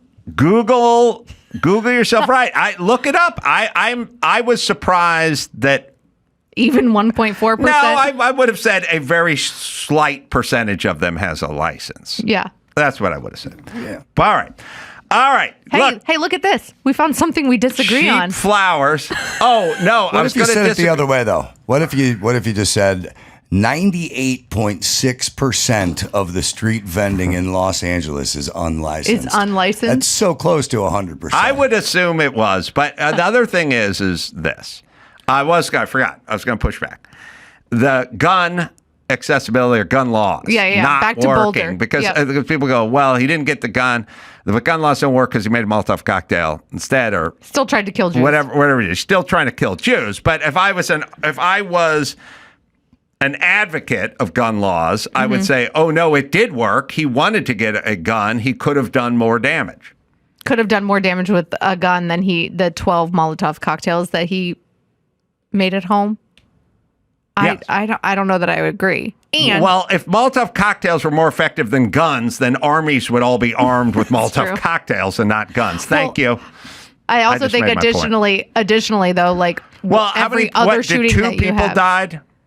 I don't know what the count is. I think it was two people died. 2 were in critical condition and over 8 were injured. You can do more damage with a gun. That's what I'm saying. Yeah. I'm not a gun guy. I'm not a gun. I like freedoms, and I don't believe. I'm not into the gun laws, and I'm with you on that. But I'm just saying, they would take that argument and they would push it back and go, oh, it did work because he had to go make this now. So what would their response be to him being like an illegal immigrant that overstayed his visa? Well, that they wouldn't say anything about. Or they would say the overwhelming amount of these people are hardworking. And I would go, I'm not arguing with that. I'm just saying one. Then they go, more Americans kill. And I go, yeah, but if one, it's too many if that's your son or your daughter, right? For sure. All right, Alicia Krause, let me give you a plug. Weekly op-ed for the Washington Examiner. Yep. This week's subject, why Toluca Lake needs to make better flowers. Newsmakers, what it's called. Website, AliciaKrause.com. Yeah? Yep. This week it's actually about the stupidity of Gavin Newsom and our Attorney General not defending girls in sports. Oh, okay. Yeah. Yes, I agree with that. Yay, we found something we agree on again. Former stuntman turned actor and fresh off of Mission Impossible, Stephen Oyoung is going to join us, and we'll do that right after this. Simply Safe. You want to feel safe at home. I mean, that's really what home is about. Safety, security. Traditional home security systems only take action after someone's already broken in, and that's scary. It's too late by then. Simply Safe is setting the new standard in home security. Simply Safe's Active Guard outdoor protection can help prevent break-ins before they happen. With AI-powered cameras backed by live professional monitoring agents, they'll monitor your property and detect suspicious activity before a window breaks. Monitoring plans start affordably at around $1 a day. Not much to pay for security and peace of mind. These guys have always been a sponsor. We all use the product, and we all love them. It's Simply Safe with 2 eyes. Simply Safe, right, Dawson? You can get 50% off your new Simply Safe system with professional monitoring and your first month free at simplysafe.com/Adam. Just head to simplysafe.com/Adam to claim your discount and make sure your home is safe this year. Keep your home, your family, and your peace of mind protected with Simply Safe. There's no safe like Simply Safe. Adam Carolla Comes Clean, now available on the Angel app, is the fastest special to 2 million views in dry bar history. I was traveling during COVID. It was a horrible time for commercial air travel, but it varied a lot. Like, it depended where your flight crew was from. Like, if you got a flight crew who was based in Houston, no problemo. But the worst 7 words you could hear on a flight during COVID times was, on behalf of your Seattle-based flight crew. Watch Adam Carolla Comes Clean free on Angel at angel.com/Adam free. And join the Angel Guild and save 50% on your first 3 months at angel.com/Adam Carolla. Adam Carolla Comes Clean, now available through Angel Studios. Let's get back to the Adam Carolla Show. Stephen Oyoung has joined us. Mission Impossible, The Final Reckoning is where you can find him in theaters as we speak. You guys have heard all about that. Plays a master diver in that. And I haven't seen the movie yet. I intend to, but I'm guessing it's that whole cruise, hold your breath underwater That's thing? right. It's this whole submarine sequence, which I think is one of the best sequences in the entire franchise. Because he trained to hold his breath for 3 minutes plus or something? I think it was something like 6 minutes. Yeah, I think he did that for Rogue Nation.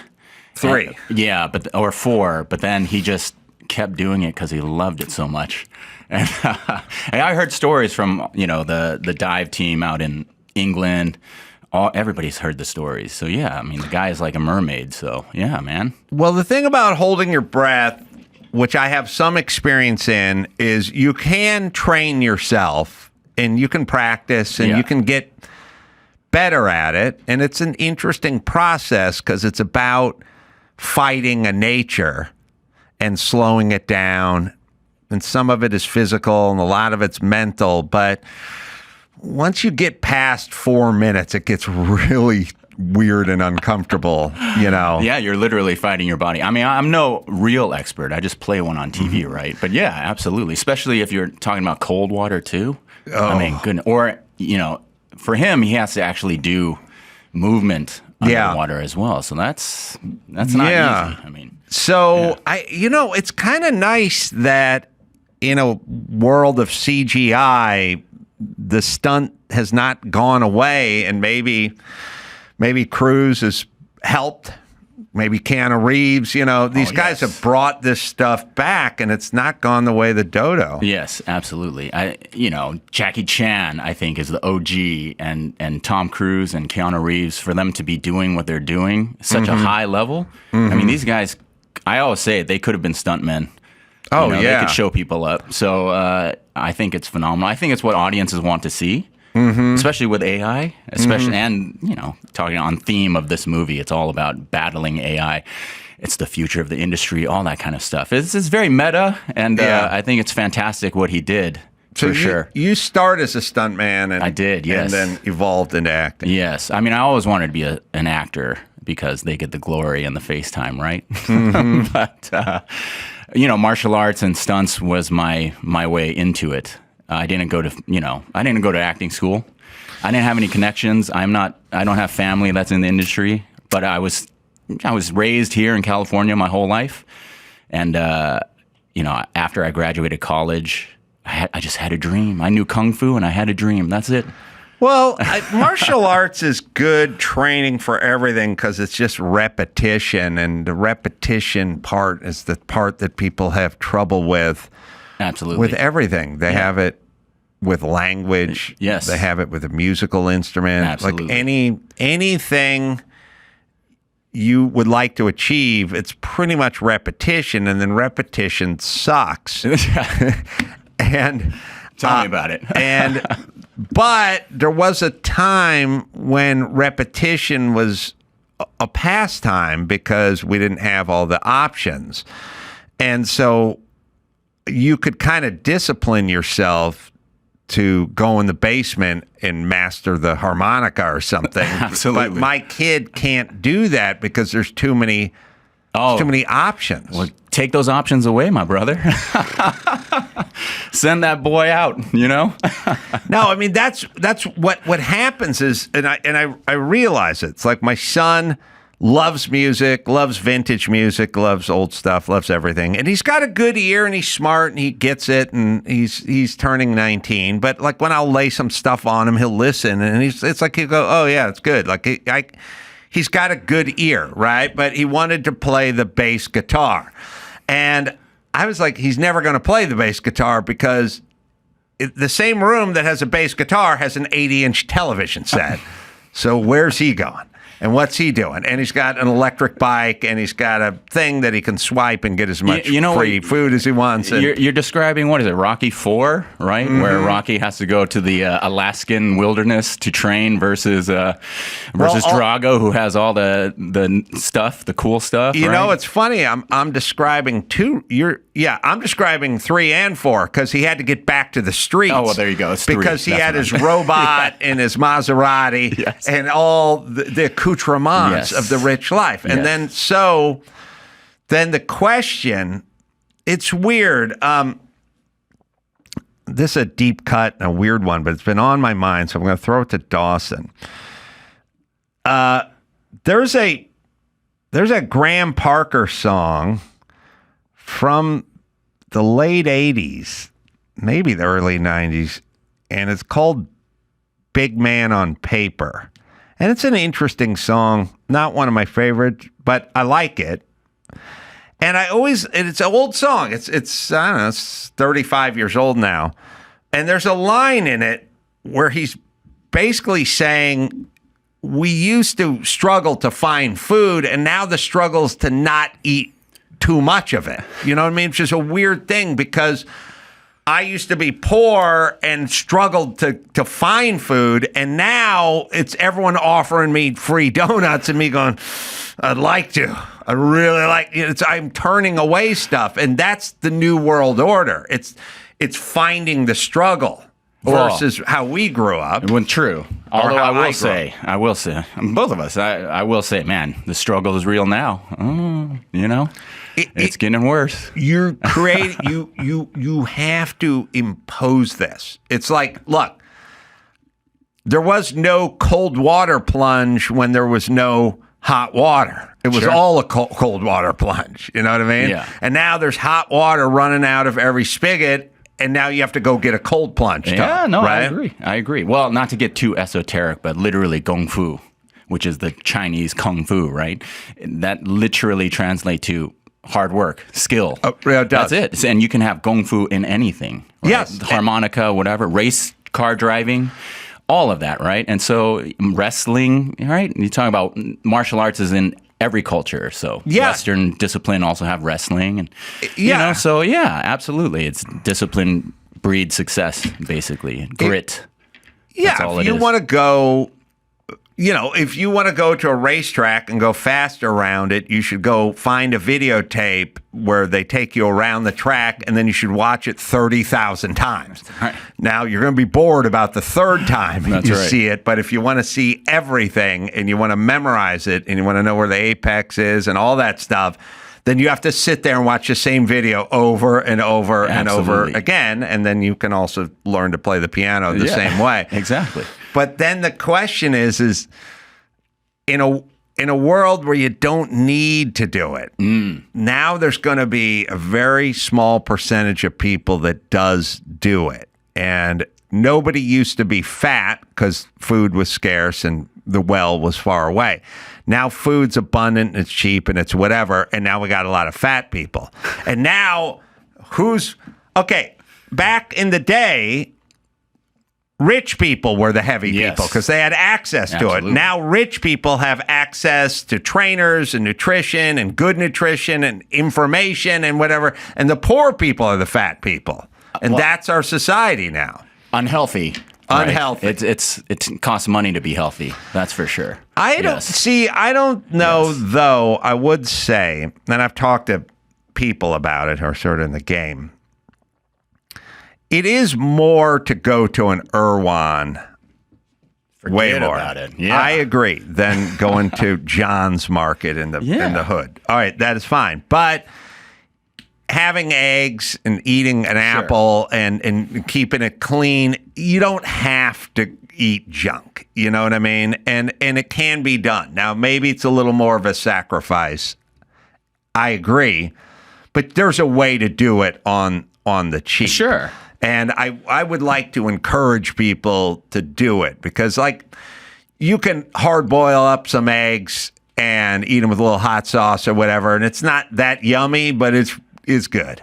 Hey, it'll be good for you. My wife and I, we do that. She had a a poor student's diet when she was studying in New York. Mm-hmm. She had a bowl of rice with some soy sauce, and I think it was some egg, and that's it. And maybe some little, I don't know, Japanese like breadcrumb thing pack. It was delicious for her. What is she studying, or what did she study? Well, she was studying, I believe it was, oh my gosh, you're going to get me in trouble, man, with my wife. I just got married. I got married a year ago. So it was marketing, I believe, or business. Yes. Who cares? There you go. Okay. Well, look, if she was trying to be a dentist or something, you couldn't rember that. Right. That's that a would bigger, be awful. that's that a would be bigger awful. issue. Exactly, yeah. Dawson, who's leaving now, sorry. It's about a third of the way into the song, and he talks about... Oh, we're going to play it. I'm looking for that lyric. It's been rolling around in my head for a long time.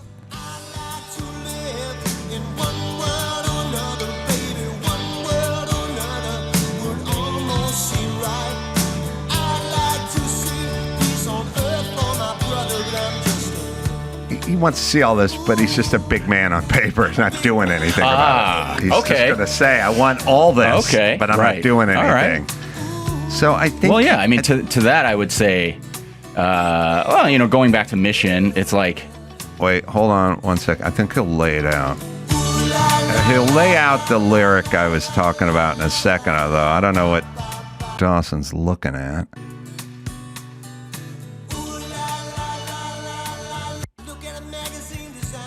Yeah. Always like that line. But I can't see it anywhere on the newsstands. Maybe next week, maybe next week, maybe next week. Ooh.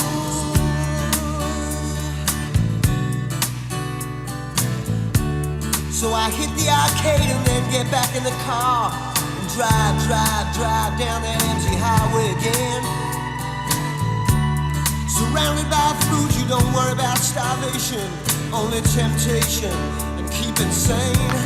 And he wrote that in like 89, and he just goes, surrounded by food, you don't worry about starvation, just temptation and keeping sane. And I'm like, he wrote, I don't know, was that 89 or 90 or something? Yes, 89, the album Human Soul. And I'm like, that's a long time ago. And I remember at the time I was poor and hungry and stuff, and I was like, what does that line exactly mean?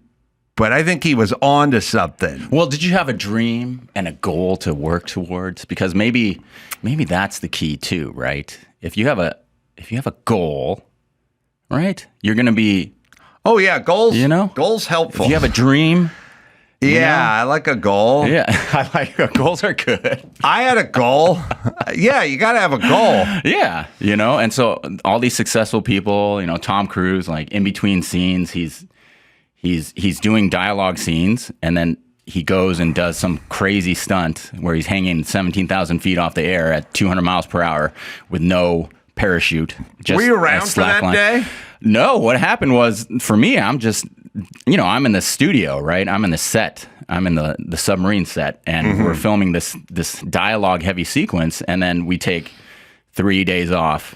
We come back, and we're like, well, where did Tom go? And then the day we get back, we see the paparazzi pictures. Oh, and really? And it's him. They went down to the south coast of England to get some pickup shots of this airplane sequence because they weren't happy with, or they're that particular perfectionist, right? I think this really was his magnum opus for action. They pulled out all the stuff. Is there such a thing as too intense? Yes, and that's this for sure. You got to deal with too intense. Yeah, I'm sure. You don't want to screw up a line or anything. Oh yeah, in front of too intense. I think right? Yes, I think every actor feels that pressure. Absolutely. I mean, the good thing about Tom and McHugh, Christopher McQuarrie, is they're incredibly gracious. Obviously I'm saying this because I want to be on Top Gun 3. But it's true. They were like, day one, you come in, you have no idea what to expect. You're like, this is America's preeminent, one of the last great American movie stars that we have. Watched him growing up. I love all of his movies. And then, first thing he does is come by all of the new actors and says, welcome to the family, shakes all their hands.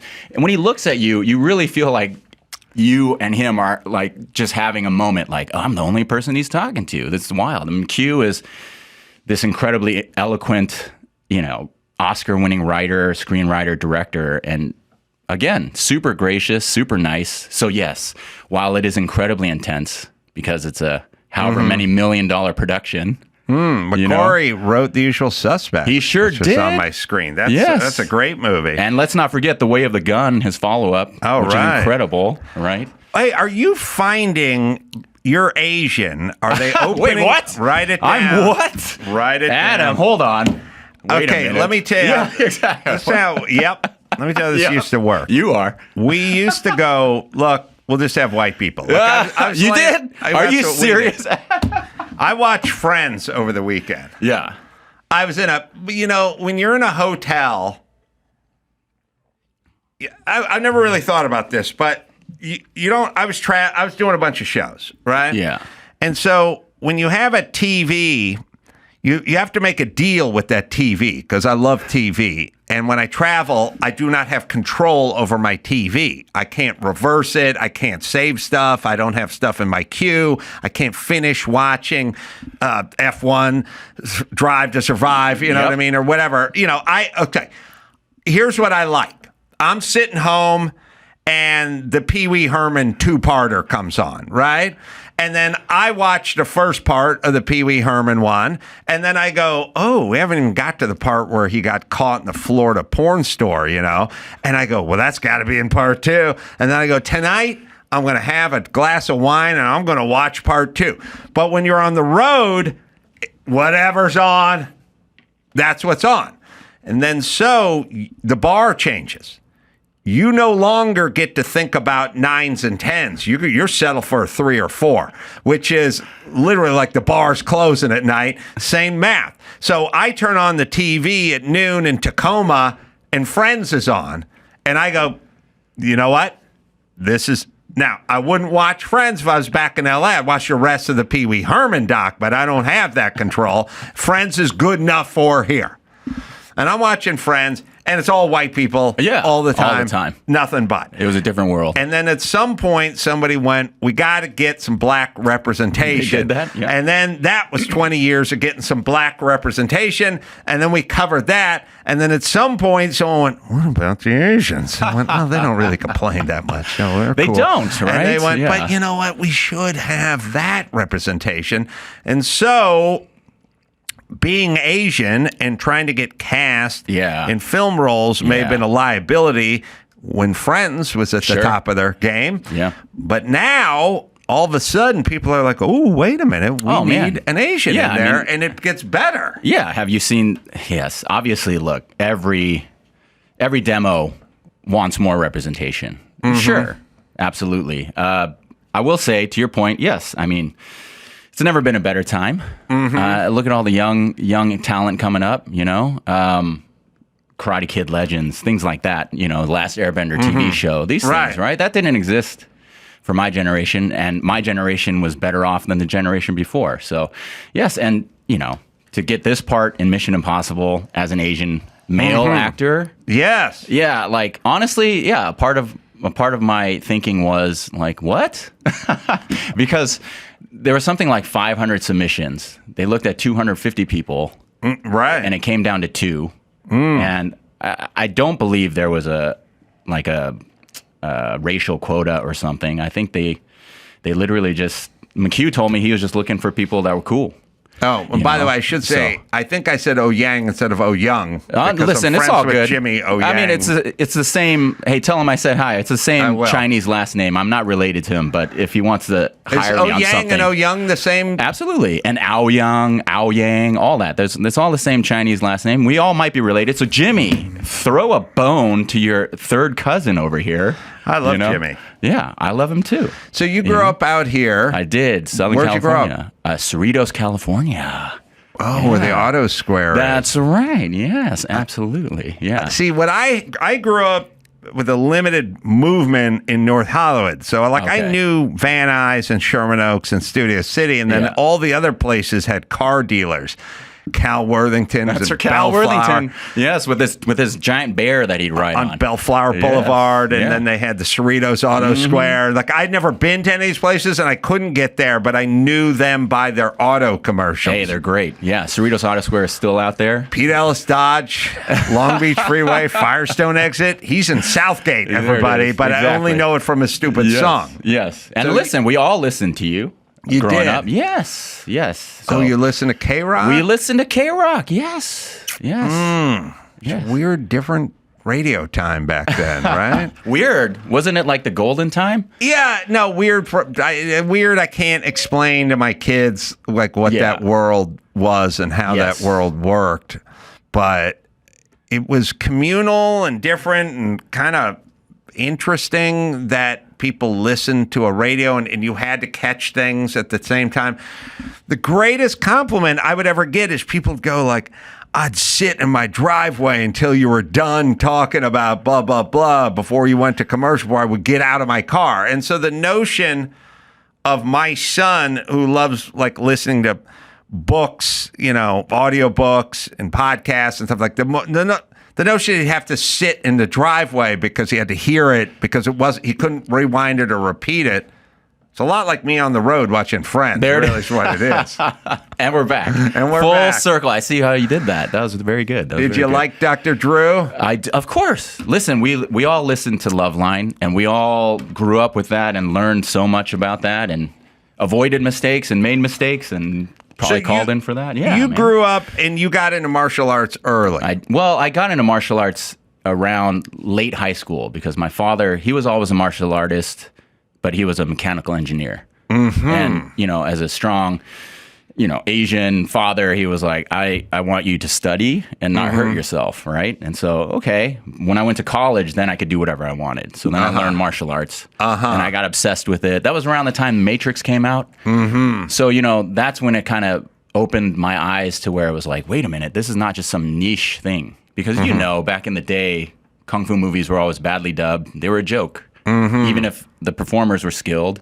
You know, the gods of martial arts movies were amazing, but it was a joke. And then Matrix comes out, and it's mainstream, and the world embraces it. And that was the first time. So I shout out to Keanu Reeves. I'm like, man, wait a minute. Maybe I could do this. Yeah. You know, maybe I could be a part of this. So if I wasn't going to do movies, I was going to open up a martial arts school or something. But yeah, I just thought, like every Asian man, martial artist, we're all like, I want to be the next Bruce Lee. And it's like, well, come on, there's a billion of us. And a lot of them are really good. So I just did as much as I could, broke into stunts, and then from stunts, worked my way up into acting, you know? And I'm just so happy to even be on this podcast, baby, because listen, I'm like one of a million struggling LA actors out there. You know what I mean? We're all the same. Yeah. We're all the same. Well, here's my head on it. I feel like you either have to bring something that's sort of you're uniquely qualified to do, or you have to sort of create your own vehicle, and then it's sort of this, and it's what I figured out a long time ago, which is it's a park, and there's tons and tons and tons of dudes who are good at basketball at this park. So you go, I will bring a basketball to this park, and then you can use my basketball, but I must play in this game. I need to create something, a reason for you to let me play, because there's so many people that are good, with a dusting of, I think I'm better than all these guys, but you don't know it, and you're making the rules, so I'm never going to make the team. So I'm going to bring my own basketball, and that's what sort of creating your own vehicle does. Man, that's an incredible analogy. I completely agree, 1,000%. It's good to have a little low self-esteem in this business, because you go, why would anyone hire me or want me? Yeah. But if I can create, you know, the Man Show came about because Jimmy Kimmel said to me after going on an audition, he said he went on audition for like Good Morning Encino or some morning TV cable show where he had to be likable and perky and stuff like that. And he just said to me, when he got home from this audition, he was 26 and a half or something. I was 29 or 30. He just said, look, they want me to be likable to women. My own wife doesn't like me. So this is never going to work. I said, true. He said, what we need to do is we create our own show, and then you and I can be in that show, but we have to create the show. We can't, you go on that audition, I'll go on this audition, because they don't see guy who's going to host the Oscars 4 times come walking through the door. They just see 26-and-a-half-year-old Jimmy Kimmel, and they go, we need you to be likable to women. And they go, okay, see ya. And then they hire somebody else. Absolutely. So make your own show is what I'm saying. Do you remember create your own thing? Absolutely. I actually, this latest, obviously working on Mission Impossible, that really taught me that. It did. Because I saw Tom had to literally produce this himself. You know what I mean? I don't think he's insurable.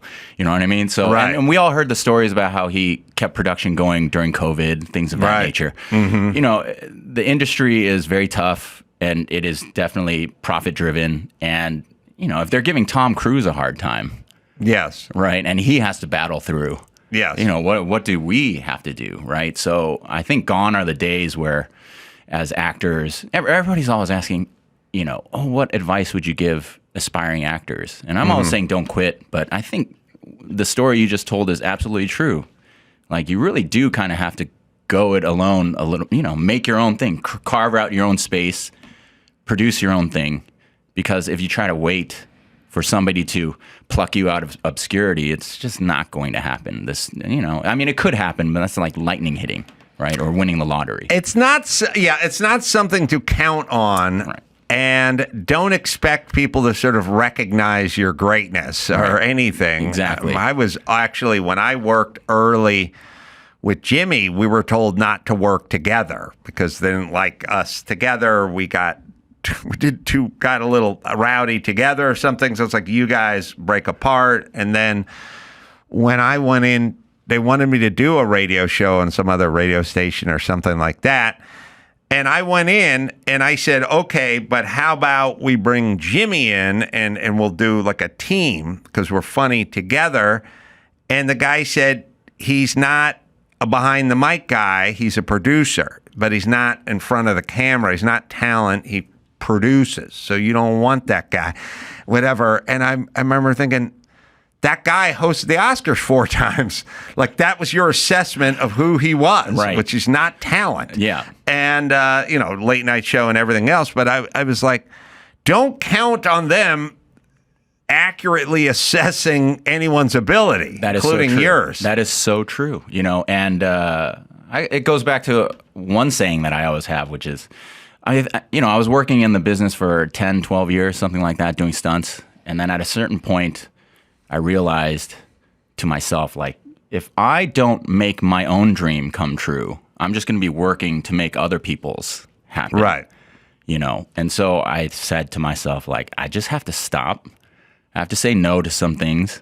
I have to fail, literally just fail, start from the ground up almost, and just do that. Because otherwise I'll just kind of be stuck doing something that I didn't see myself doing, and didn't want to do. But that's not to say stunts is not an amazing path. Like, obviously, you can be a stunt person, become a fight coordinator, become a second unit director, become a director, become a producer. There's a lot of avenues. Obviously, the guys who made John Wick and, Extraction, these people are phenomenally talented, and the industry is sort of recognizing stunts more for that, obviously. So it's an interesting time that I got out of it.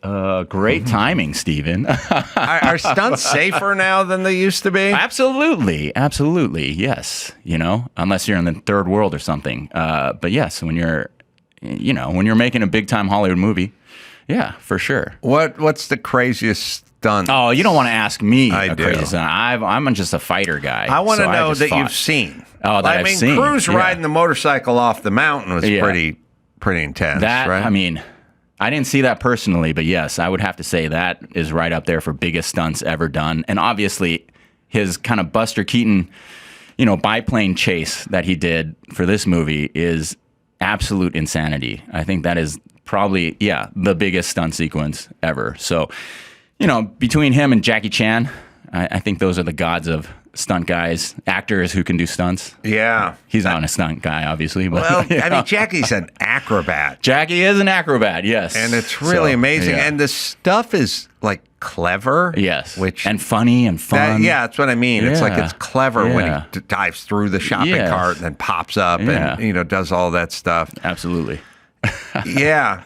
He is, I don't know, a national treasure. Absolutely. He's a global treasure. A global treasure, I want to give. should say. That's what I mean. I want to give flowers to both of them because let's not forget. Like these are the guys. These are the guys. When Cruise does the motorcycle jump off the cliff, there's no zip line or harness, is there? He just jumps a motorcycle off a cliff with a parachute. That's right. And he did it 6 times. 6 times. Yeah. And I think when he did his halo jump, I just read it the other night. When he did his halo jump in Fallout, he did that over 100 times. Really? So that's what's so funny to me. A lot of people say, "Oh, I wish I was a stunt person," and it's like, yeah, it's fun to do it once. Yeah, but then you got to do it, like you said, back to the beginning of the conversation, repetition.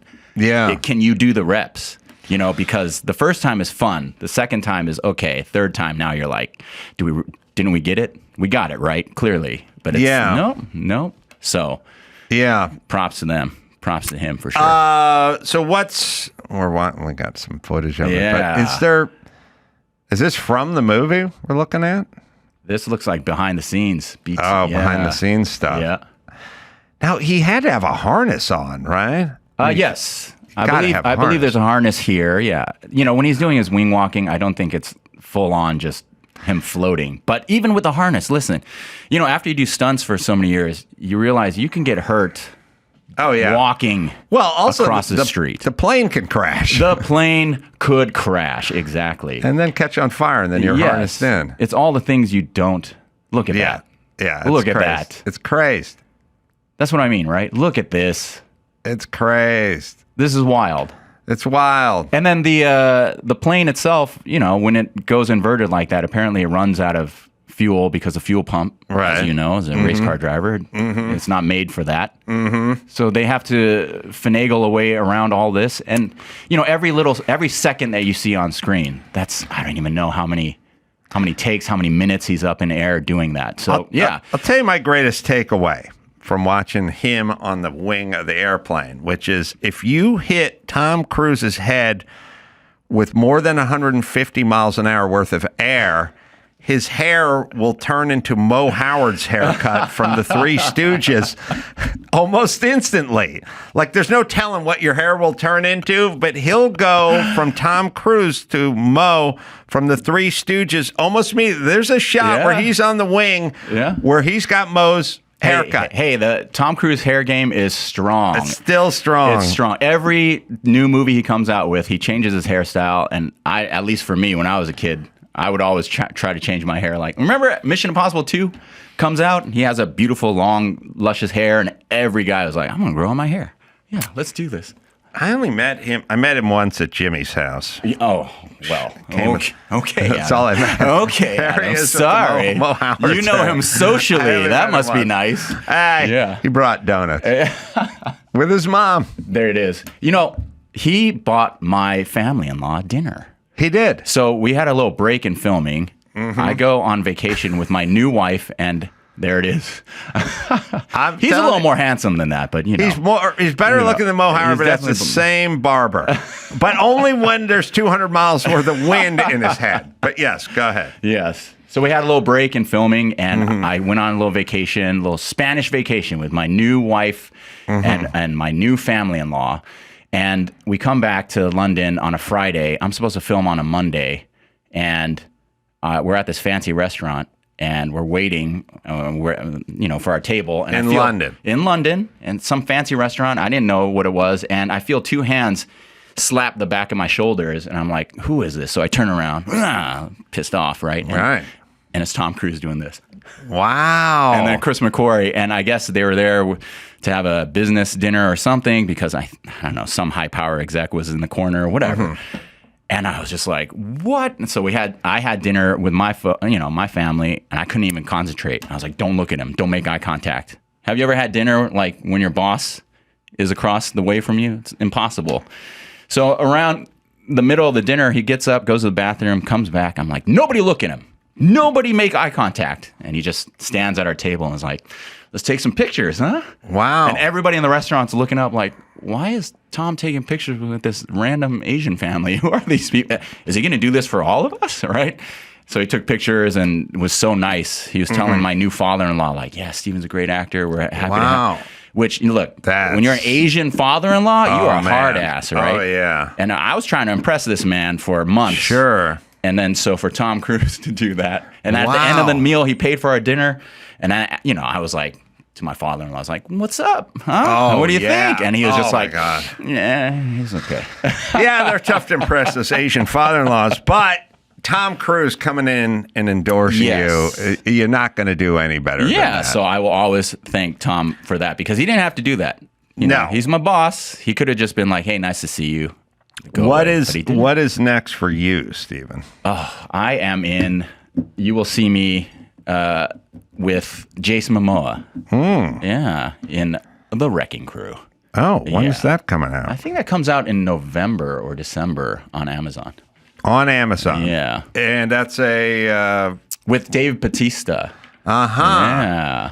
Dave Bautista. Yeah. And so some other... That's a good name. And Jason Momoa. Yeah. So, and action-y. Action. Yes, exactly. Action, comedy. So, and then after that, I think I'm going to do what you're saying, man. I just got to make your own thing. Make your own Cannot wait thing. for Hollywood to make you something, Well, you can try. You can try, but I it's wouldn't not count great. on it. Yeah. All right, Steven, let me give you a plug again. Mission Impossible. And then The Wrecking Crew is coming out in November. Netflix? Amazon. Yes? Oh, Amazon. Sorry. Also, not related to Jimmy Oyoung, but if you want to call me Jimmy, call me Stephen Oyoung. There you go. Stephen Oyoung, everybody. Thanks, Stephen. This has been fun. Thanks for the stories. I'm going to be in Salt Lake doing stand-up shows, and that'll be at Wise Guys coming up on the 13th and 14th of June. Go to adamcarolla.com for all the live shows because there's stuff all over the place, going to Jimmy's Club in Vegas and so on and so forth. And Steven will come back whenever the new movie comes out on Amazon. Whenever you'll have me, bro. And I'll have you whenever you'll have us. Until next time, it's Adam for Alicia and Steven saying mahalo.